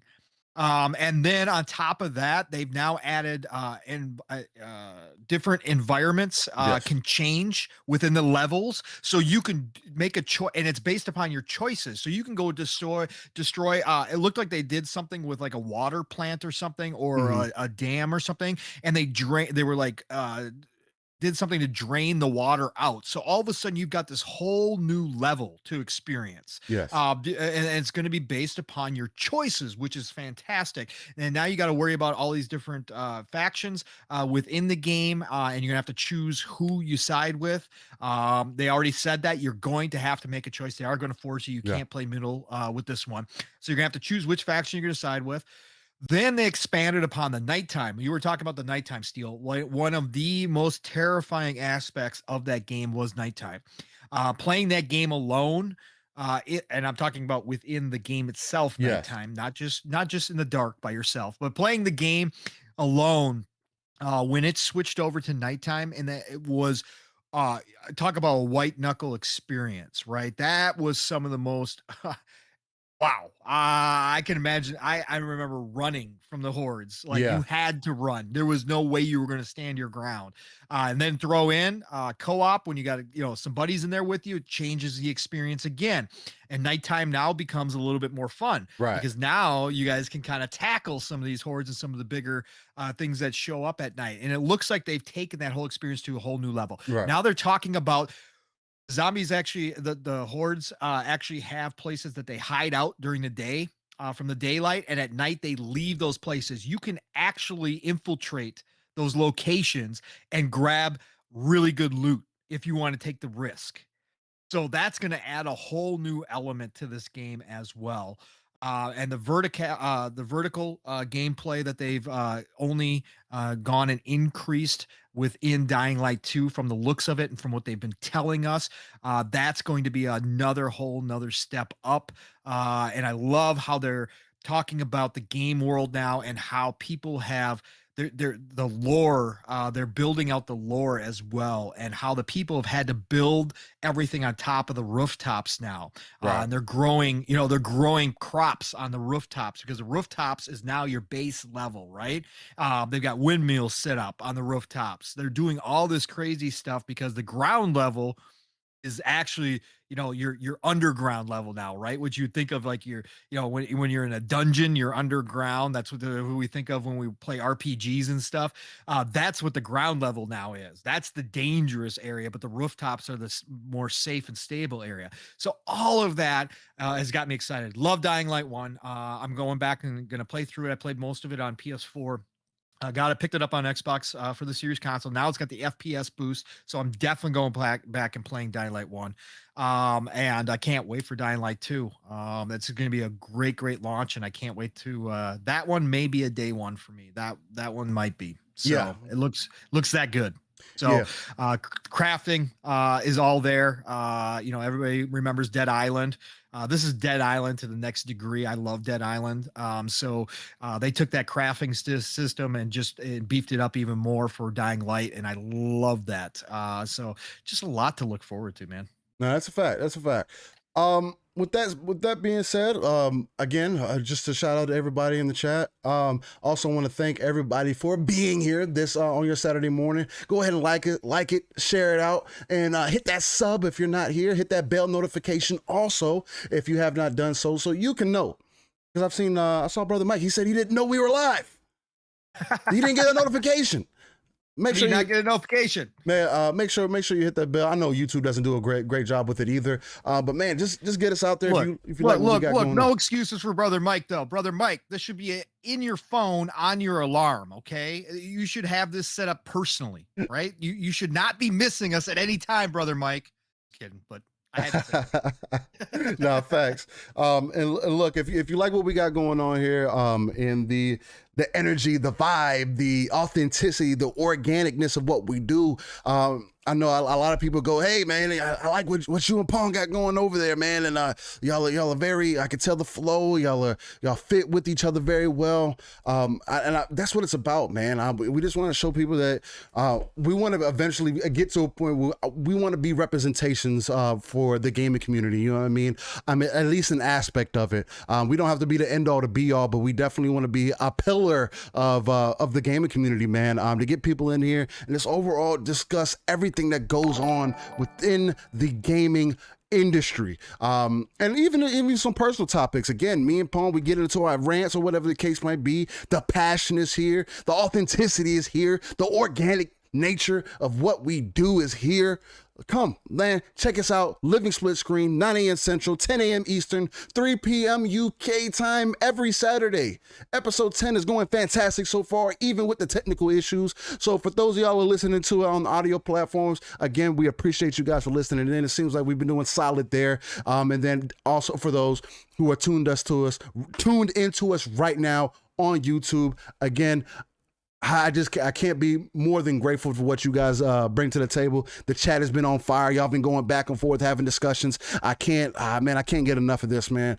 Me and Pong, we do this just out of, it's a passion. It's all passion, man. You know what I mean? And hopefully that we get that across in our perspectives, in our thoughts. And if you're rocking with us, man, again, just make sure you share it out and hit that like button. Tell your friends about it. Tell your mama's boyfriend about it. Tell your girlfriend's brother about it. And we'll continue to get this ball rolling. We're trying to hit the masses, just like Xbox. We're trying to hit those billions of gamers, man. Well said, brother. Well said. But man. So yeah, man, we have a lot of excellent upcoming games that are going out. Finally getting some gameplay for games that we have just been anticipating, as far as Horizon Forbidden West goes, as far as Dying Light 2 goes, as far as Far Cry 6 goes. These are at least 3 good examples of games that are on the higher of budget scales, that we've just been trying to get some kind of content for, and us going through this whole pandemic that we've been dealing with over the last going on feels like 2 years now, year and a half. A lot of things have changed, and just to finally see some things come out, it's an exciting time. With that being said, man, Pong, we're almost 2 hours in already again. Can't be possible. That can't be possible. I don't see how we do it. We got so much more to talk about here, Steele. What are we gonna do during E3? We're gonna have like 5-hour shows. See, E3 is gonna be great because that's gonna be an episode where we can definitely be extremely just flowing. This is going to be off the top of the dome. I mean, we do that already, but you know. And by the way, while we're mentioning E3 too, hey, chat guys, I know there's 20 plus of you in here that follow us and that have been here supporting us. Hey, just to give you guys a little head up, there's going to be everybody's going to be doing E3 shows. Just want to give a quick shout out, a little heads up, advance warning. You're going to be able to find me and Steele. We're going to do a living split screen Xbox Ultimate mashup over on Fun Speculations channel. Yes. So you'll probably be able to find us there for sure, at least on Sunday during the Xbox show. We will be over there together doing that. So just a little quick heads up and sneak peek of what's happening. Steele and I have been talking about doing some other things as well. So just be on the lookout for it, but you'll be able to find me and Steele probably a couple different places. So, Facts. That is 100%. That's 100% a fact, man. E3 is going to be a crazy week. A lot of exciting things that are going to be happening within that week. And man, I'm ready for it. Well, we'll also have our kind of like our prediction episode next week, as far as, because I believe, let me look at the calendar real quick. We got one more Saturday. Yeah, we got one more Saturday where we can E3. Really kick it off right. But we'll probably throw some predictions in there next week, because that next time is going to be literally right before we'll be having a lot of information. We'll have much more to talk about. So we want to get our predictions out the way next week, and then that whole week I feel like it's just going to be an outstanding week, because look, it's early E3 and there's people. Jeff Keighley's having a show that's going live early. I believe he said it was on the 10th, or whatever the case might 11th. Be. So that's 11th. So that's damn near middle of the week, getting into that point. So we'll have a lot of things to talk about, and hopefully you'll catch us right here, Living Split Screen, man, where we'll break a lot of that stuff down, bringing that passion, bringing that energy, and we might even have some more rants for y'all. I'm sure we will. But look, man, what else would you like to get into, or would you like to start kind of ramping things down? Let's touch things quickly on a couple of things. Yeah, okay, let's do it. A couple of things. Quick fire. I think we'd be rounds. just not to. Let's do some quick fire rounds. So, also this week we heard from Sega and some of their plans for Sonic. Huge deal. A lot of Sonic fans out there. So again, just to touch quickly on a couple of the big points from the Sonic stuff, was that they're going to do an ultimate version of Sonic Colors, which I never got to play. So I am super excited for this. So they're going to redo Sonic Colors, bring it back out as Sonic Colors Ultimate. And that's going to come out on all the systems, worldwide launch and release. So I'm looking forward to that. And then we did get a quick teaser kind of glimpse of Sonic running through some kind of forest area as a teaser to a brand new Sonic game. So good news there. Can't wait to hear more about it. As a Sonic fan, again, this is one of the most underutilized IPs out there. Sonic is still a huge worldwide brand. I don't know why Sega has not done it right. They seem to have trouble finding teams to make another great Sonic through the years. So hopefully this is going to change that, because obviously the Sonic the movie showed that there is still popularity for Sonic, and that also introduced a whole new generation that may have never even touched a Sonic up to this point in their lifetime. So I think there's a lot to look forward to. I think Sega really gets it now. I think they're in a good spot. Hopefully. I think we're going to start seeing more IPs from them, but it was great to see Sonic coming back. Any thoughts on it, Steel, as far as what you saw? I mean, like we've talked about a few times in the background. I've talked about with other people. Sonic is for me personally is an icon. We were talking about this in the background. A lot of the times what I come to find out is that if for me, for example, I was a Sonic kid, I don't have that I'm not as attached to Mario as I am to Sonic. And I also find it's the likewise for a lot of people too. If you're attached to Mario, you're not really fucking with Sonic like that. For me, the last real good Mario game was Mario 64. Other than that, I don't care about any of the other games. Whereas like for Sonic has been, I never played Sonic Colors, so I'm glad that they're making a remake, or remastering or whatever the case, an Ultimate, Sonic Colors Ultimate, because now I'll be able to play it. And I think that's going to be badass. 100%. I've always been a fan of Sonic. I never understand why Sega dropped the ball on Sonic. I never took it, I guess, more serious, kind of put a standard on what they expect out of Sonic. They've kind of just released games, however, kind of willy-nilly all over the place. Whoever wanted to make one, and none of them have really stuck. Like the same way like Sonic Adventure used to. Sonic Adventure 2 Battle is still one of the greatest Sonic games of all time, especially as a RPG kind of platforming style Sonic game. Especially Sonic Adventure 2 is so iconic. When you load it into that game, that first cut scene, and he's coming down from off the helicopter, rips the middle part down, and is sliding down the mountain, and that song comes on, rolling around at the speed of sound. Like, you can't, like, what gets better than that? That is such a classic to me, Sega. Bro. Like, Sega is like, what are you doing?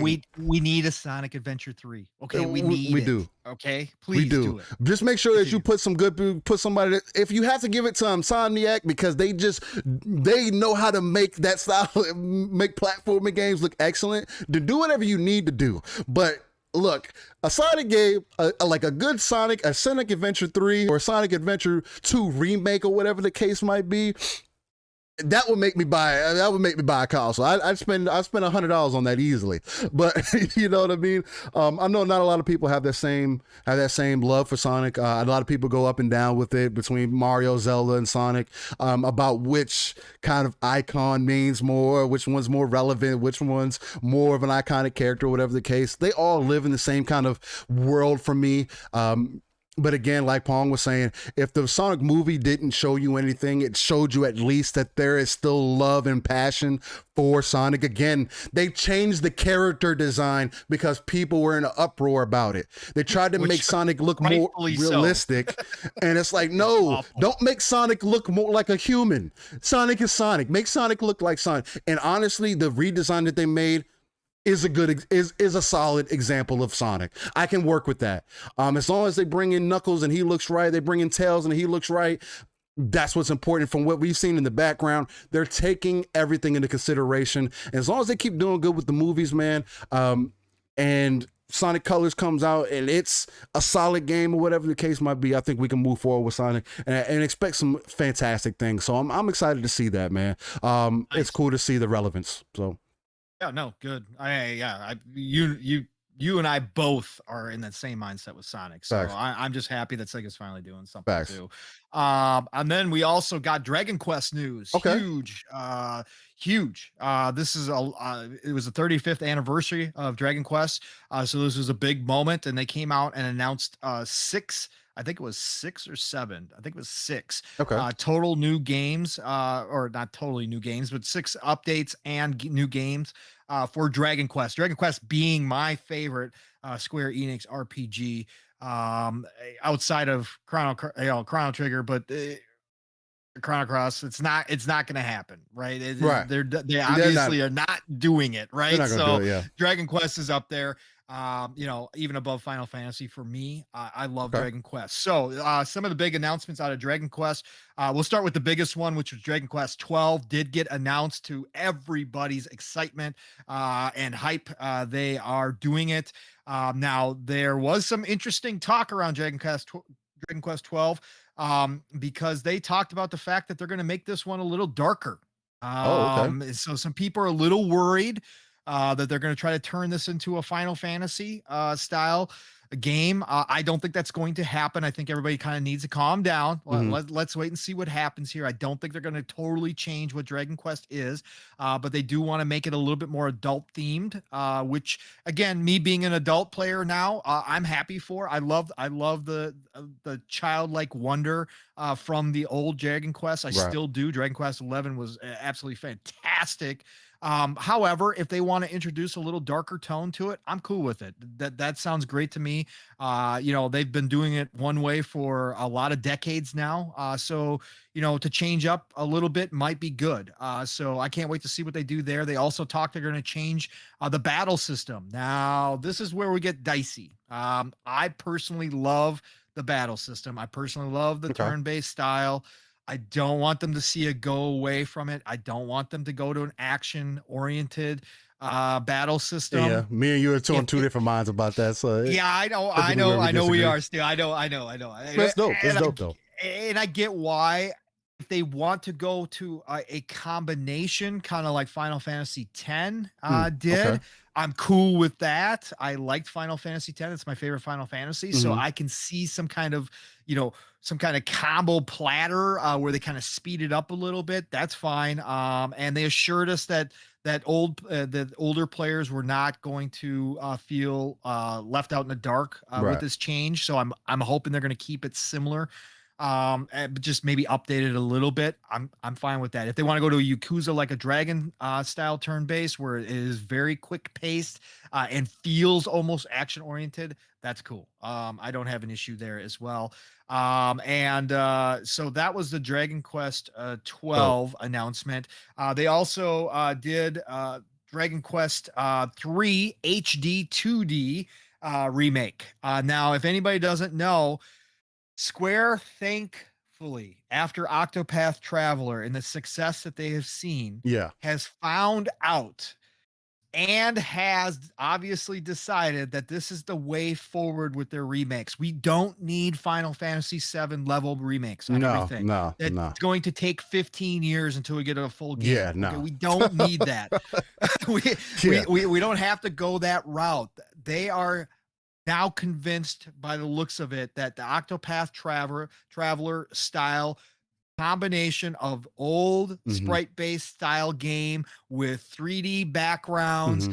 and that whole look, which is absolutely gorgeous, is the way to move forward with their older stuff. So they are doing Dragon Quest 3 in that style. The screenshots that they showed and some of the video that they showed, it looks out of this world. And I am so excited because, again, if this one hits just like Octopath Traveler did, we can expect them to go back and do this with a lot of their older Right. RPGs. And that to me, oh, you're speaking my language right here. So I can't wait to see more of that one.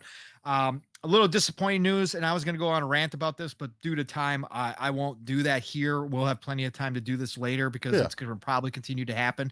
Dragon Quest X, which is the MMO version of Dragon Quest, has been out for a lot of years in Japan.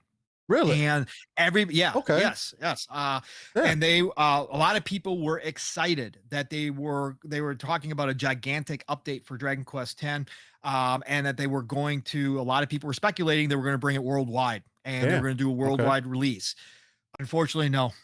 They said no plans to bring it worldwide. They are doing a major update, but they're going to keep it region locked. And for me in 2021, just quick thought on my rant 2021 for the bigger studios, for the bigger publishers out there that are doing these big games, especially with IP like Dragon Quest that Hmm. has worldwide appeal. There is no excuse not to region lock anymore. There is no excuse to keep that away from the rest of the world. In my opinion, Yeah. in this day and age, again, smaller teams, smaller budgets. I totally get that fact, but these big gigantic IPs, if you're going to create something like this, you should share it across the Yeah. world. Let's And I open it think it up. was time Yeah. for Dragon Quest X to come worldwide, but they said no plans to release it worldwide, so that was disappointing. But Yeah, man. That's uh, kind of sad. Damn. yeah. But hey, that was Dragon Quest. It was good to hear from that team. 35 years. That's obviously a long time. I've been playing Dragon Quest for a very long time. One of my first RPGs ever on Nintendo on NES. So I am happy it's still here. And obviously the 12 news and the 3 HD 2D remake was very exciting. And I can't wait for those. So Facts. any That's thoughts excellent. there, Steel, on Uh, Dragon Quest? Dragon I don't know if you're Quest. Dragon Quest has never been a series that I never necessarily jumped into. Again, they didn't make it a first-person shooter multiplayer. Oh God. In some aspects that's true, but no. I've just over the years, man, especially after playing RTSs for a long time, and then getting heavily invested in FPS games or action RPG games. Turn-based games don't necessarily do anything for me. They kind of turn me off, especially with the kind of time that I have now. I get so involved in these other games. There's other things that I'd rather play than that. You know what I mean? I know a lot of people love it. I know a lot of people are into it. For those that for Dragon Quest to still come out, again, it's that relevance factor. It's that being able to have access to these games. They're constantly updating them, giving them new skins of paint, and just upgrading them for you guys. I think is such a magnificent thing. And if people, and as they jump into the thing, I think the greatest thing is that the biggest difference is that now we're getting them in like services like Game Pass. Whereas you could get someone like me to download it and maybe try it for an hour or two, and I might, get really involved into it. You never know. I have that option. But I'm also one of those people that live in an area where I don't also have unlimited data, so I can't sit here and download and stream and do everything that I want and like to do. Also, because I have a limitation. You know what I mean? And I don't feel like getting charged, out the ass for every gig that I go over my data cap, which I never get, which I never get. You know what I mean? But I'm glad that Dragon Quest has continued to reinvigorate itself, that it's still relevant, that the turn-based kind of thing is still getting the attention, the love that people do. I love that style. I know there's people like Lord Cognito who loves those turn-based games or whatever, loves his RTSs and whatnot. I just have become the kind of gamer where you have to, if I can't be fully involved into the combat, then I probably won't involve myself. So that's just me though, you know what I mean? But again, I'm hype that you guys are hyped for it. And as long as they're putting out good content, that's what matters. And the more access that we can get into it, again, we see the plays with what Game Pass is doing, what xCloud is doing, giving you more access to games that you might have not tried before. Again, there's other people that like me or not like me that may not be willing to plop down that money to get these games. I've never tried these games before, and these services are giving you the access to be able to do that on whatever side that you might be on. So that's like kind of Hellboy in the chat. He said he's never played a Dragon Quest, but he definitely wants to check it out and see what the hype's about. Yeah. Hey, Little Hellboy, if you got Game Pass Ultimate or Game Pass, check it out. Perfect time. Dragon Quest 11's in there. You can start anywhere in the series. It doesn't matter. They've been doing it for 35 years, so it really doesn't matter. And check it out. Again, that like you said, Steele, that's a great thing about Game Pass. You know what? We're gonna make that a topic one Saturday here too, Steele, about whether, because you touched on it earlier, and I was gonna say something, but we got rolling into so much stuff. But that whether or not Game Pass is going to force the industry to start bringing back demos, because as more people get to try games through Game Pass and they're seeing the results from that, I wonder if some of the studios that don't put a game into Game Pass just start launching more demos to give people that opportunity to try it. I like that. Because I think that's important. Back in the day, it was huge. We waited for the demo discs all the time for magazines. It did help people make decisions on purchases for certain games that they might have been on the fence about. And so I think it's something that was lost for some reason to the industry, but I think with Game Pass, it may bring that back. So we might make that the topic one week. I think that'll be an excellent topic, man, because I mean I definitely agree with that. I mean, I don't want to, because we can talk about that definitely for another, almost hour and a half, 2 hours just about that, because I mean it's something extremely important. Again, like I always keep telling people, I was at a point where if a game didn't have multiplayer connected to it, I'm not spending money on it. I'm not going to spend money on a 20-30 hour experience for even, it could be 100 hours. I'm not going to spend money on it if I can't stay invested in it. You know what I mean? It's just one of those things where it's now, I mean, yeah, of course I'm older now and I can spend money wherever I want to or whatever game that I want to, but also games like Game Pass, for example, or services like EA Access or Ubisoft Plus or whatever the case. I don't have to spend necessarily the full price on the game to check out the game to see whether I really want to spend time with it. You know what I mean? So it's an amazing thing. But we can definitely say that for a conversation one of these weekends, man. I think that'll be an excellent thing to talk about for sure. Absolutely. Other than that, I guess the only other thing, big thing that we can, big small thing that we could bring in before I start moving into this day in gaming is the Nintendo. Supposedly, I put big quotes on that thing. We're planning. There's rumors about it releasing in September. Who knows? I guess we'll find out at E3 whether Breath of the Wild is going to come out this year or not, because that's the other thing about it.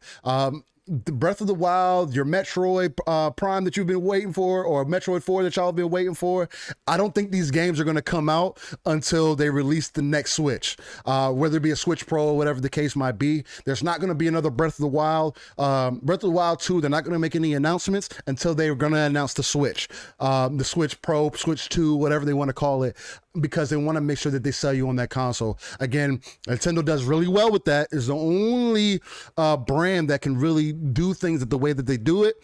And Sony thinks that they're Nintendo, and that's a whole different conversation. But you know, I'm pretty sure that they're looking to see when they want to start talking about this. I know with the chip shortages and everything else that's going on, I wouldn't be surprised if they don't announce something until 2022. Same thing along with a lot of these games that are getting pushed back. I'm not going to say that they're delayed because a lot of these games we're not getting announcements for.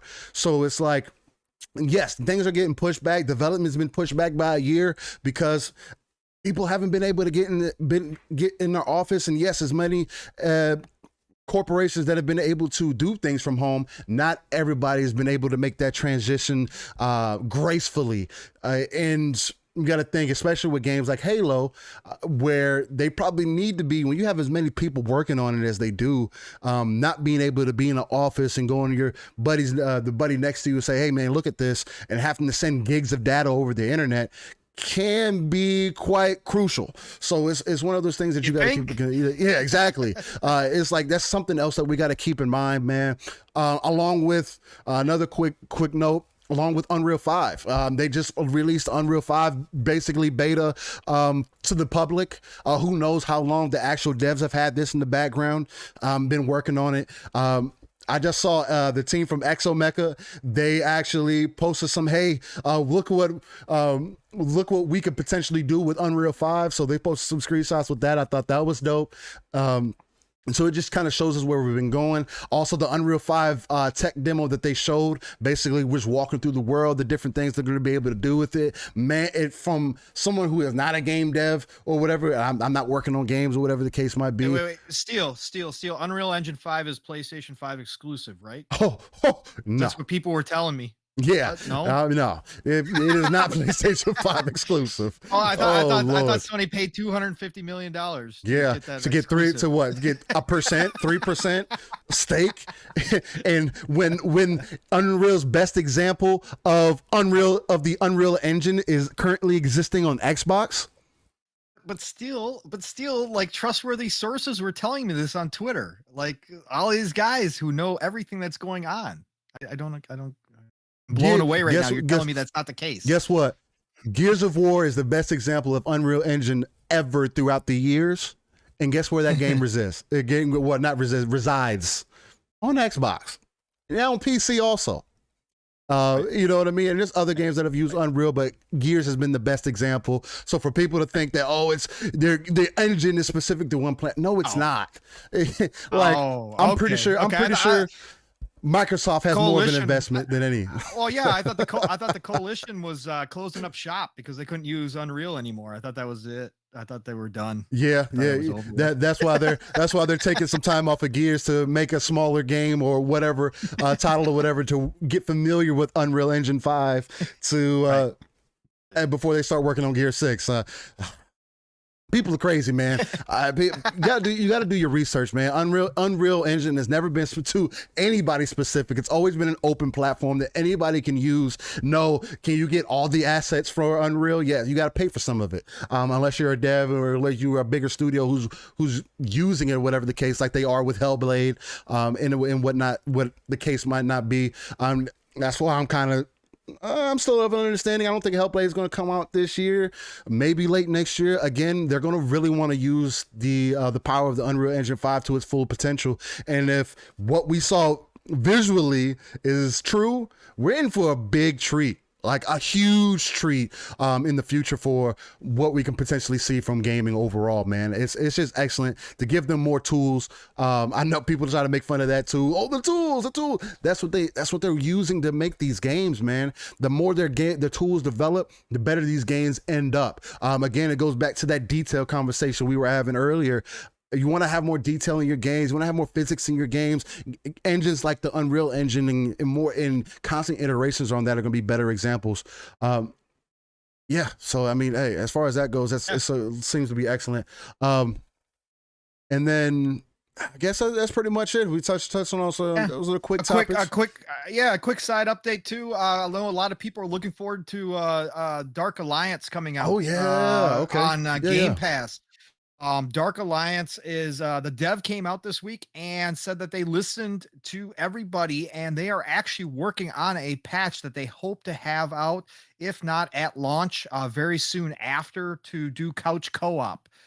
So that was going to be an online co-op only. And a lot of people, I guess, told them, hey, we want some couch co-op for this. And dev said, you know what? Great idea. We're going to do it. So that's pretty cool for Dark Alliance, which is going to be a Game Pass day and date game. Nice. So that is dope. Look forward to that. That is super dope. I'm actually glad that they're releasing that. Again, being able to release games on Game Pass, getting that engagement, not forcing people to have to make the hard choice of whether they're going to spend the money, especially the climate that we're in, just giving people more access, more chances to touch things that they might have not touched before. It's definitely one of those things. I think it's one of those things that's a great benefit to us as gamers, right? Right, exactly. But is there anything else that you would like to touch on, man, before we start working on closing out the show? Nope, I think everybody knows, but Xbox announced their date for E3, and it will be Sunday. Excellent, actually. Yeah, it will be Sunday 13th? the 13th. So June 13th, be ready for that. Again, be ready for that. Yep. Again, living split screen, because we were asked by the Kingdom of Xbox Ultimate to be part of that team and what they got going on over there.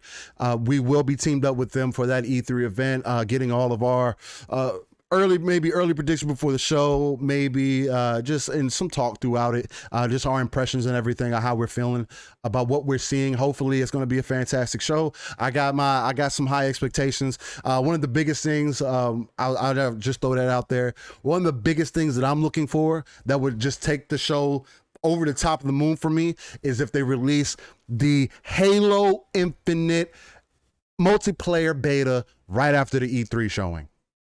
Flight, yeah. I think that would, they're going to do that. I think that would take it to the next level, because that, if not right after E3, at least some point coming up here within the next couple months. So, because then that would also show me that they're not playing about multiplayer. No, typically they've done that before, where they've released kind of a beta to the people to stress the servers out and everything else. I hope they do it this time to give people, because I know that's one of the things that they've been saying, that the multiplayer has kind of been ready in the background. Yeah. You know what I mean? They said they could have launched it last year. Yeah, they said it was ready. But if you notice, Steel, too, on the poster for the Xbox E3 show, they didn't portray Master Chief. No, they didn't. They portrayed all the different kind of Spartans, meaning I think that a lot of people have been talking about this, and I believe that it probably is true. It's a good guess that because they didn't display Chief, they're not going to focus so much on the single player campaign, but they're going to focus on the multiplayer aspect at E3. So I think you're spot on. That could be it. I would definitely expect.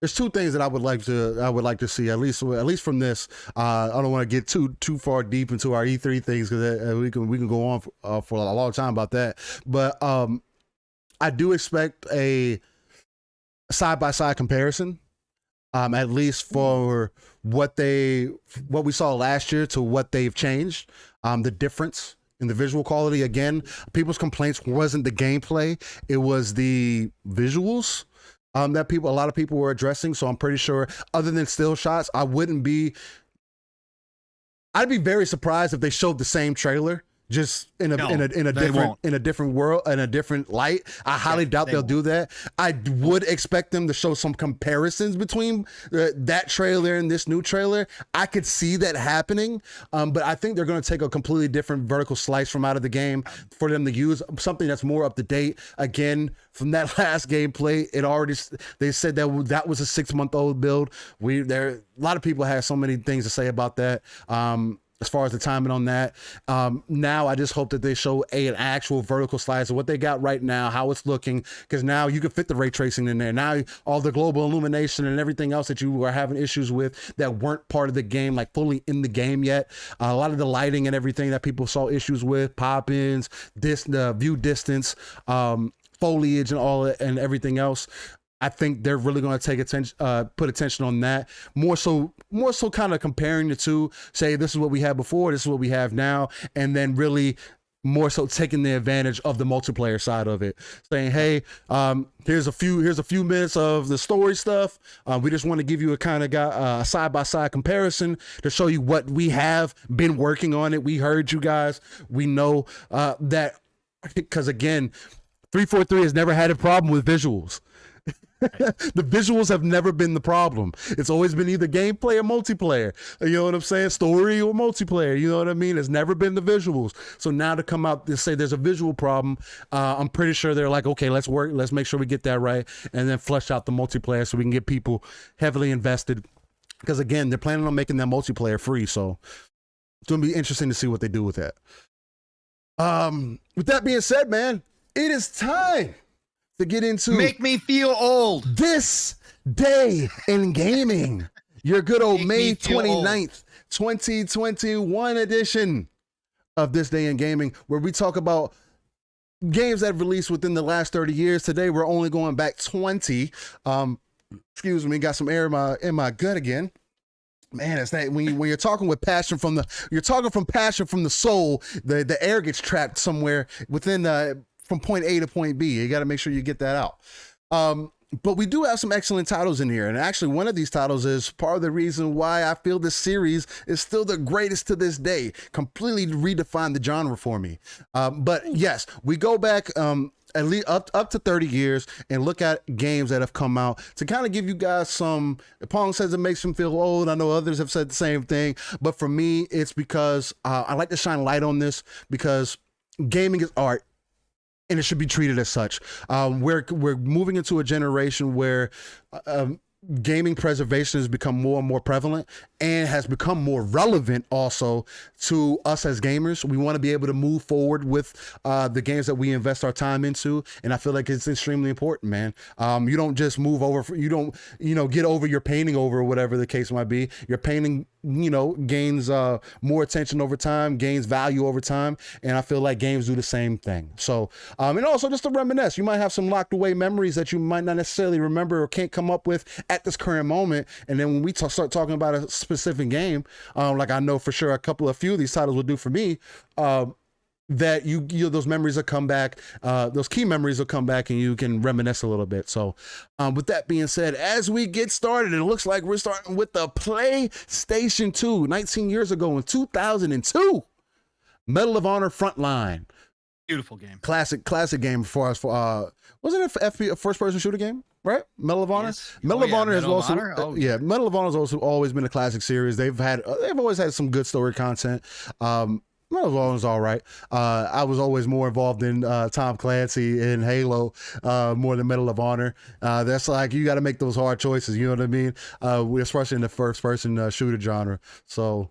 It was Medal of Honor and Call of Duty back in the day with the World War II stuff. With the World War II stuff, Medal of Honor was right there with Call of Duty. Yeah, that's a fact. That's a fact. Yeah, and then somewhere in there, Call of Duty just kind of blew the fuck up after that. Correct. So, but here we go. 2007 on PlayStation 2, we got Outlier, Iris 3, Grand Phantasm. I don't remember. I touched that one. I don't remember hearing about that. But hey, if you guys have touched on that title, talk about it in the comments, man. Talk about it in the chat. Let people know about it. That you had a fantastic time with it. Next we move into Xbox 360, and this is the game. One of the games that I was talking about. Forza Motorsport 2. Forza Motorsport completely redefined the genre of racing games for me.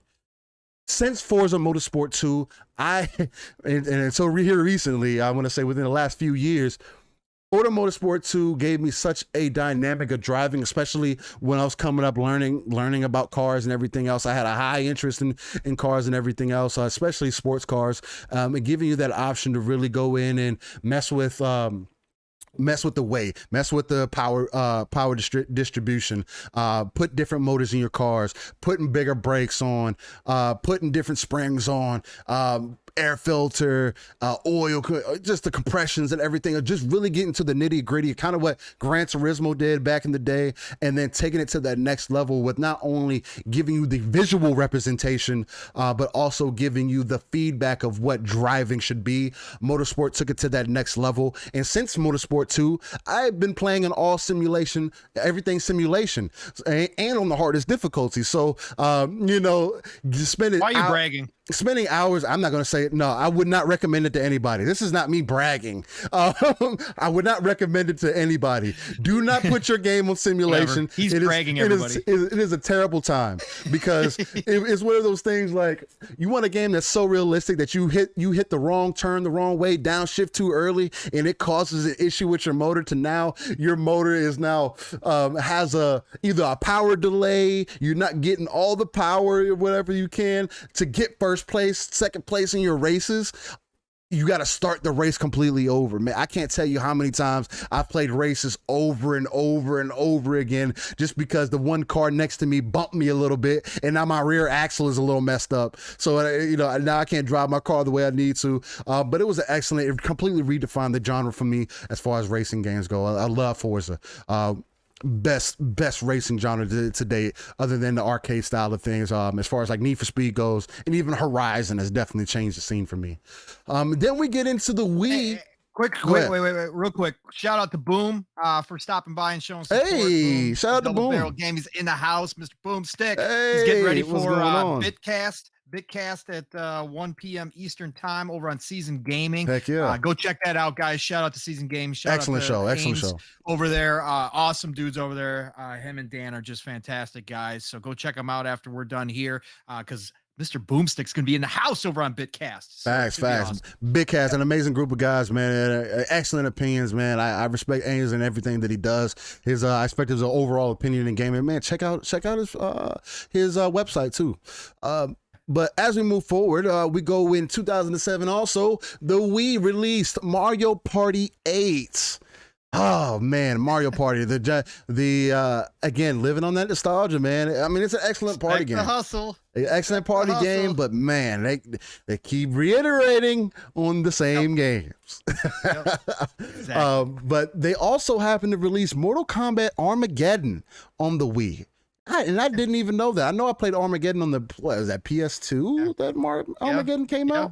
Armageddon was actually a really good Mortal Kombat game for the time that it came out. Man, the memories that I have with that game are pretty badass. But then as we move forward again into 2008, we got on PlayStation 2, Mana Khemia 2, Fall of Alchemy, that released in Japan. I'm not familiar with that title. On the DS, you got Super Robot Taisen OG Saga Endless Frontier that released in Japan. Not familiar with that. On the I know what Robot Tyson is though. Yeah, I've heard about Robot Tyson. I've never heard that specific title though. Then PSP, you had Valhalla Knights 2 in Japan. I've heard about Valhalla Knights. I don't think I've ever played one of their games before though. So that's dope. Then we move forward into 2012, where you got on PlayStation 3, Outlier Meruru, The Apprentice of Ireland. Say that 3 times fast. I've got the poster hanging up. Oh, okay. No. Hell yeah. No, I'm just joking. Yeah. I always knew you would love it. I knew you would love it. No. But then we go a couple years forward with the Wii U. Hey, guess what? Mario Kart 8 in Japan. Hey, Wait, isn't it still Mario Kart 8 now? Isn't it still Mario Kart 8 now? No, Pong. It's called Mario Kart Infinite, Pong. They just turned the 8 sideways. Respect that hustle. Respect that hustle, baby. Nintendo, shout out, man. You guys are the best. You guys are the best. Hey, they just turned the 8 sideways. It's the infinity symbol now, Pong. Don't worry about it. Even though they're going to release a Mario Kart 9. People talk about Grand Theft Auto. Man, we Mario Kart's right there with them. Ooh, so again, goodness gracious, man, that is insane. 2007 they released Mario Party 8, and now it's Mario Kart. Well, that's Mario Party, but no, Mario Kart, man. It's God Lord, man. Respect the hustle, like you said. That's right. 2015 we released Splatoon, one of the classic shooter games on the Wii console. I never got into Splatoon myself, but I know people enjoy it. Oh, I was party chatting that. Is that good? What, a Splatoon? Yeah. I don't know. How was communication? Could you strategize? Probably not. Probably not, because Nintendo's online is garbage. No, I mean, man, it's still something that once Nintendo gets better with their whole online services, I think that would really change the game for them. Again, they don't have to. Their consumers don't make it a main concern. Helps but them out. Yes, I know. I'm definitely looking forward for them to getting it better, though. I feel like they have a lot of untapped potential within on the Nintendo side of things that I hopefully that they realize at some point. Still, we got to protect the kids, man. We got to protect the kids. Right. Yeah. Go look up some of those games that release on the Nintendo console. Protect the kids. Hey, you ain't looking for Panty Raid 3? No. I'm not looking for Panty Raid 3. No. I get enough of that in Phantasy Star where you gotta stay with all these stick girls that people just have to make. Oh God. Anyway, oh man. So 2018, as we move even further ahead, you had on PC and PlayStation 4 Agony. I know Agony was a pretty solid game, first-person survival horror set in hell. I know that was a good game for at the time that it came out. I never played it. Again, one of those horror games. I'm not into horror games, so it is what it is as far as that goes. Then we had Far Cry 3 Classic Edition in Japan. Shout out to Voss. One of the best. I've always been told Far Cry 3 was a solid game. It is the best. Then we move forward with Nintendo Switch. They released Harvest Moon: Light of Hope. I know Harvest Moon has a lot of people behind it. A lot of people love Harvest Moon. Oh, well, too bad Lady F's not in here. I know we'd be hearing about Harvest Moon. That's a fact. Shout out to the farming simulator lovers. Facts. Nothing wrong with it. You guys are gamers too. I respect. Tell you anything different. I respect the hustle. Yep. But then they also released Pokemon Quest. Not sure about what that is. I never touched that. Then we have PlayStation 4 released Sega Genesis Classics. Even though there's so many ways to emulate games nowadays, I do like to see them release the classics on our consoles for get access. Not everybody wants to go through the different ways to get access to your older games. So then for them to still do it, it's still a benefit. Nintendo Switch and PlayStation 4 also released Street Fighter 30th Anniversary Collection. Nice. So that's always a good genre. Good games to get into. Street Fighter, can't get away with that. I was never a Street Fighter lover myself. I thought Street Fighter was okay. Never got into it. Then on Nintendo Switch, PC, and Xbox One, you had Yoku's Island Express. I don't know who Yoku is, but it seems like this is it's a pinball. The use of a unique blend of pinball mechanics, platforming, and open world exploration. I think it's actually out on Xbox too now, if I'm not mistaken. Yeah, Xbox One. I fooled around with it. I think BC. I think I fooled around with it. It's pretty cool. Yeah. Okay, awesome. Hey, if you're into that, check that out. It seems like it's on BC too. So, and then as we move into 2020 on the Nintendo Switch, they released the Borderlands Legendary Collection. Borderlands, another series. Personally, I've never been able to get into. I'm not a Borderlands fan. 1 and 2, great, fantastic. Then trailed off. 3, I could not get into for whatever the reason. I understand the hype. 2, my favorite all time. I definitely understand the hype of Borderlands. I personally feel like there's other games of that nature that I'd rather play. But Borderlands is always, I get the hype behind it. I know why people love it.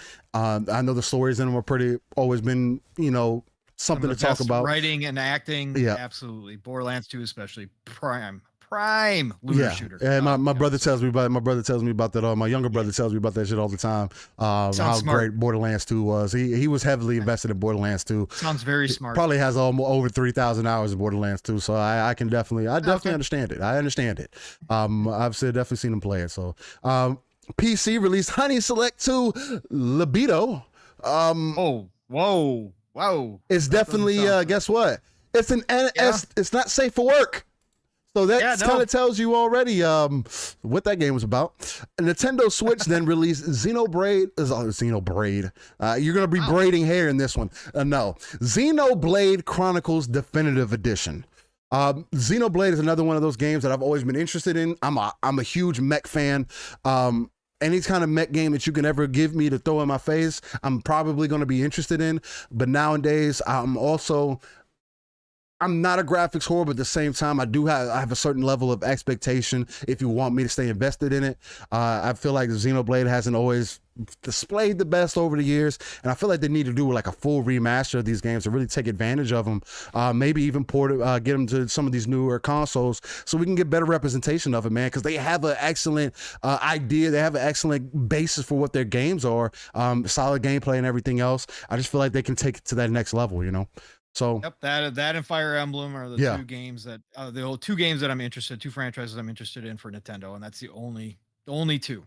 Hell yeah. That's why I don't buy Nintendo. But yeah, Xenoblade has always been on my list of want to plays. Hell yeah.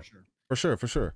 Well, and that is this day in gaming, where we basically go back within 30 years and tell you guys, give you some things to reminisce about, some games that have come out throughout the years, just to reinvigorate those memories that you may have, and just remind you of how far we have come in gaming. Because I feel like a lot of us kind of forget where we came from to where we're at now, man. We're in a completely different space, and we have a completely different level of expectation now. So it's great to see these things, man. But with that being said, Pong, another excellent Saturday show, man. Again, giving it to the people. 2.5 hours, brother. We keep doing this, man. I don't know. We are marathon runners. That's what we are. One day when we can really dedicate more time throughout the week to really focus on this, man. We could probably take it to that next level. But for us to be able to organically Iron Lords level. Yes. With two of us. For us to come together organically and put these shows together on a week-by-week basis with everything that we got going on in our personal lives, along with getting gaming in and everything else, has been nothing short of superb for me. Is it perfect? No. As we've seen today, we have some issues. We've run into some technical issues, whether it's on my side or YouTube side. YouTube has been real finicky here recently. Happens to the best of them. Yeah, I mean, exactly. But again, people seem to love what we bring to the table. People seem to love our interactions with one another, and I feel like it's extremely important. Again, that's the biggest reason why we decided to do this. We felt like we had a lot more passion, energy, authenticity than a lot of other people may have. That's no slack to nobody. I try to realize what we have. You know, you got to realize what's around you, and the people that you have representing your community, because we still consistently to this day are getting people that do not represent our community in the best of lights. And we need people like us and other shows that I could go on about. I got maybe a handful and a half of people that I would really suggest for people to go out and check, man. But I feel like shows like ours are extremely important to not only to just the Twitter community or whatever. I feel like it's important to gamers overall. Again, even me and you, we come from two different generations. We have two different perspectives on a lot of games, even though we also share many of the same thoughts on a lot of games. We also come from two different spaces, and I feel like that's extremely unique. The bond that we share and everything else, again, just the organic nature of it all has been extremely important to me. And hopefully it's important to everybody that's been coming out to check us out every Saturday morning, 9 a.m. Central, 10 a.m. Eastern, 3 p.m. UK time. Living Split Screen in the morning. We're here to be your kind of like your new Saturday morning cartoons for adults. Even not for adults, man. If you're into that gaming, into the gaming discussions, man, or just lifestyle, or you just mess with us as people, man, come check us out. We're on camera talking, chopping it up. Whether you hate what we do or whether you love what we do, let us know in the comments. Let us know what we can improve on. We definitely love to get the community more involved, get the questions rolling. I definitely want to start including that some into what we do. As we kind of adjust, whether we got to adjust our conversations a little more, whatever the case might be. We can, but again, I love the organic nature of everything that we do, and I guess I'll start off with the outro for myself. Look, as I said, every Saturday morning you can catch us right here on the Living Split Screen Morning Show. I typically will go live on the audio platforms following day. If not, let's just pass this past weekend. I believe I uploaded on Monday or Tuesday. I got caught up some things with family or whatnot. So I've uploaded late, but I usually try to upload very next day. So everybody that's listening to our audio on our audio platforms, I greatly appreciate you all for being tuned in. Seems we're getting a little bit of traction there, but again, please share it out, like it out, sub. Seems like we gained quite a few subs this episode, man. Again, I greatly appreciate everybody that's been here and just loves what we do here. And we're just trying to grow, man. We're just trying to consistently grow. And other than that, yeah, Friday nights, you can catch me every Friday, GRG, 8 p.m. Central. Again, another excellent group of guys and gals that get together overall and chop it up about gaming. We went 4 hours last night. Marathon men. Again, when it comes to this gaming thing, there's a lot of passion that goes into it, and you can definitely tell who has it and who don't. Again, it's important to me. I know it's important to a lot of y'all that pay attention to us. And again, man, other than that, I still reign. I everywhere. The T is a 7.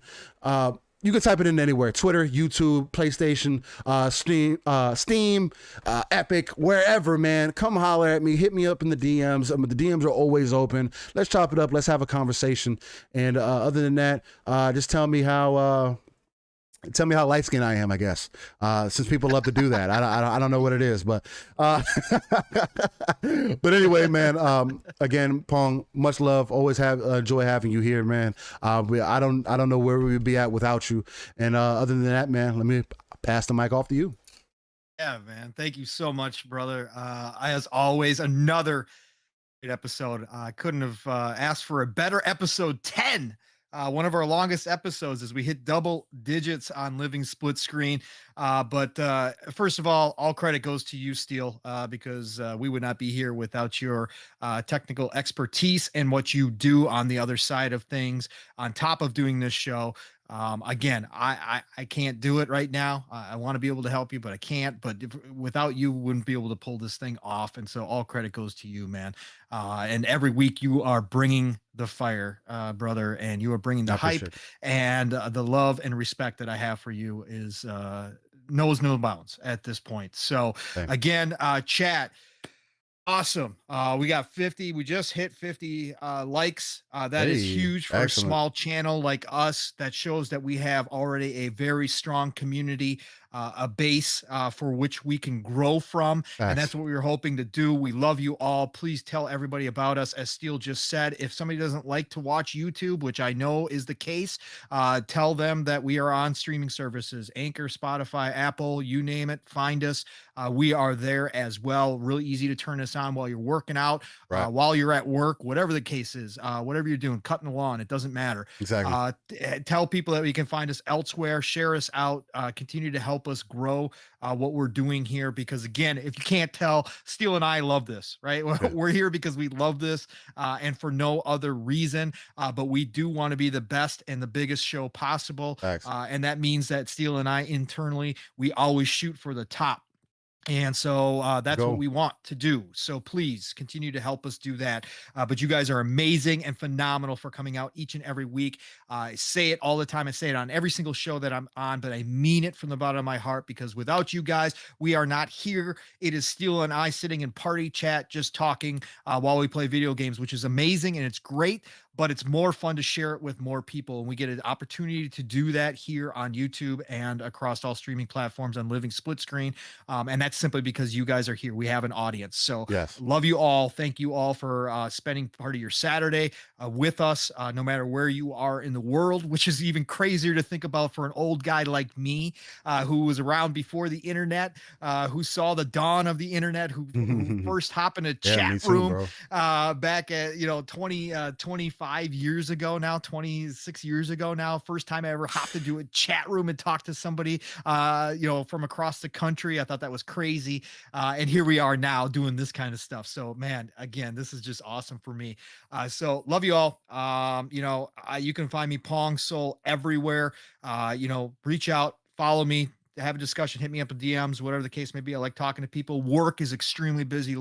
Real life is really extremely busy right now. Things get back to normal. So I haven't been as active as I normally would be, but still come check me out. Come find me. I'll definitely chat you up. Otherwise, you can find me tonight, Saturday nights on the Shop Podcast with PTK Blam, Fuzzy Belvedere, Centurion, and Stag Arilla. And tonight we have my other brother from another, Fun Speculation, aka Mav, will be on the Shop Podcast with us. So it's going to be a great show. 9 p.m. Eastern, 8 o'clock Central Time. Tuesdays, Xbox Factor Podcast with Mr. Boomstick and Zemi Games. That starts at 12 p.m. Eastern, 11 o'clock Central Time. You know what you're going to get from Mr. Boomstick. The man is crazy. He does so many dang shows. The guy just loves video gaming, just like we do. Just a great time. So Xbox Factor Podcast on Tuesdays. Friday nights, Xbox Ultimate with Fun Speculation, aka Mav, his wife, his beautiful wife, Caitlin, and the rest of the Magnificent Seven every Friday night. Yes, we are on the same time as GRG, but you can have 2 tabs up and you can pull it off if you really want to. Yes, you can't do it on your phone, but you can do it from your computer. So that is 2-tab Friday. So Xbox Ultimate, 9 p.m. Eastern, 8 o'clock Central Time. And then, of course, back here Saturday mornings with my brother from another, Steel Rain. And we're just going to keep doing this, guys. E3 is coming. The golden age of gaming is upon us. And there is so much to talk about, so much to get hyped about. I am excited through the roof. I can't wait till we do our predictions next week. That's going to be fun. We'll probably have a little bit clearer picture on some things as well as more and more stuff kind of gets leaked out or talked about. But man, I'm looking forward to E3 this year. This is going to be a great E3. So thanks again, guys. Have a great weekend. Play what you love. Love what you play. Stay away from the garbage, man. Stay away from the nonsense. And you know what? Just get out there and enjoy yourself. All right. So you guys have a great weekend and we'll talk to you guys soon. Hey, y'all keep it live, raw, and uncut. Living Split Screen. We're out. Peace. Later.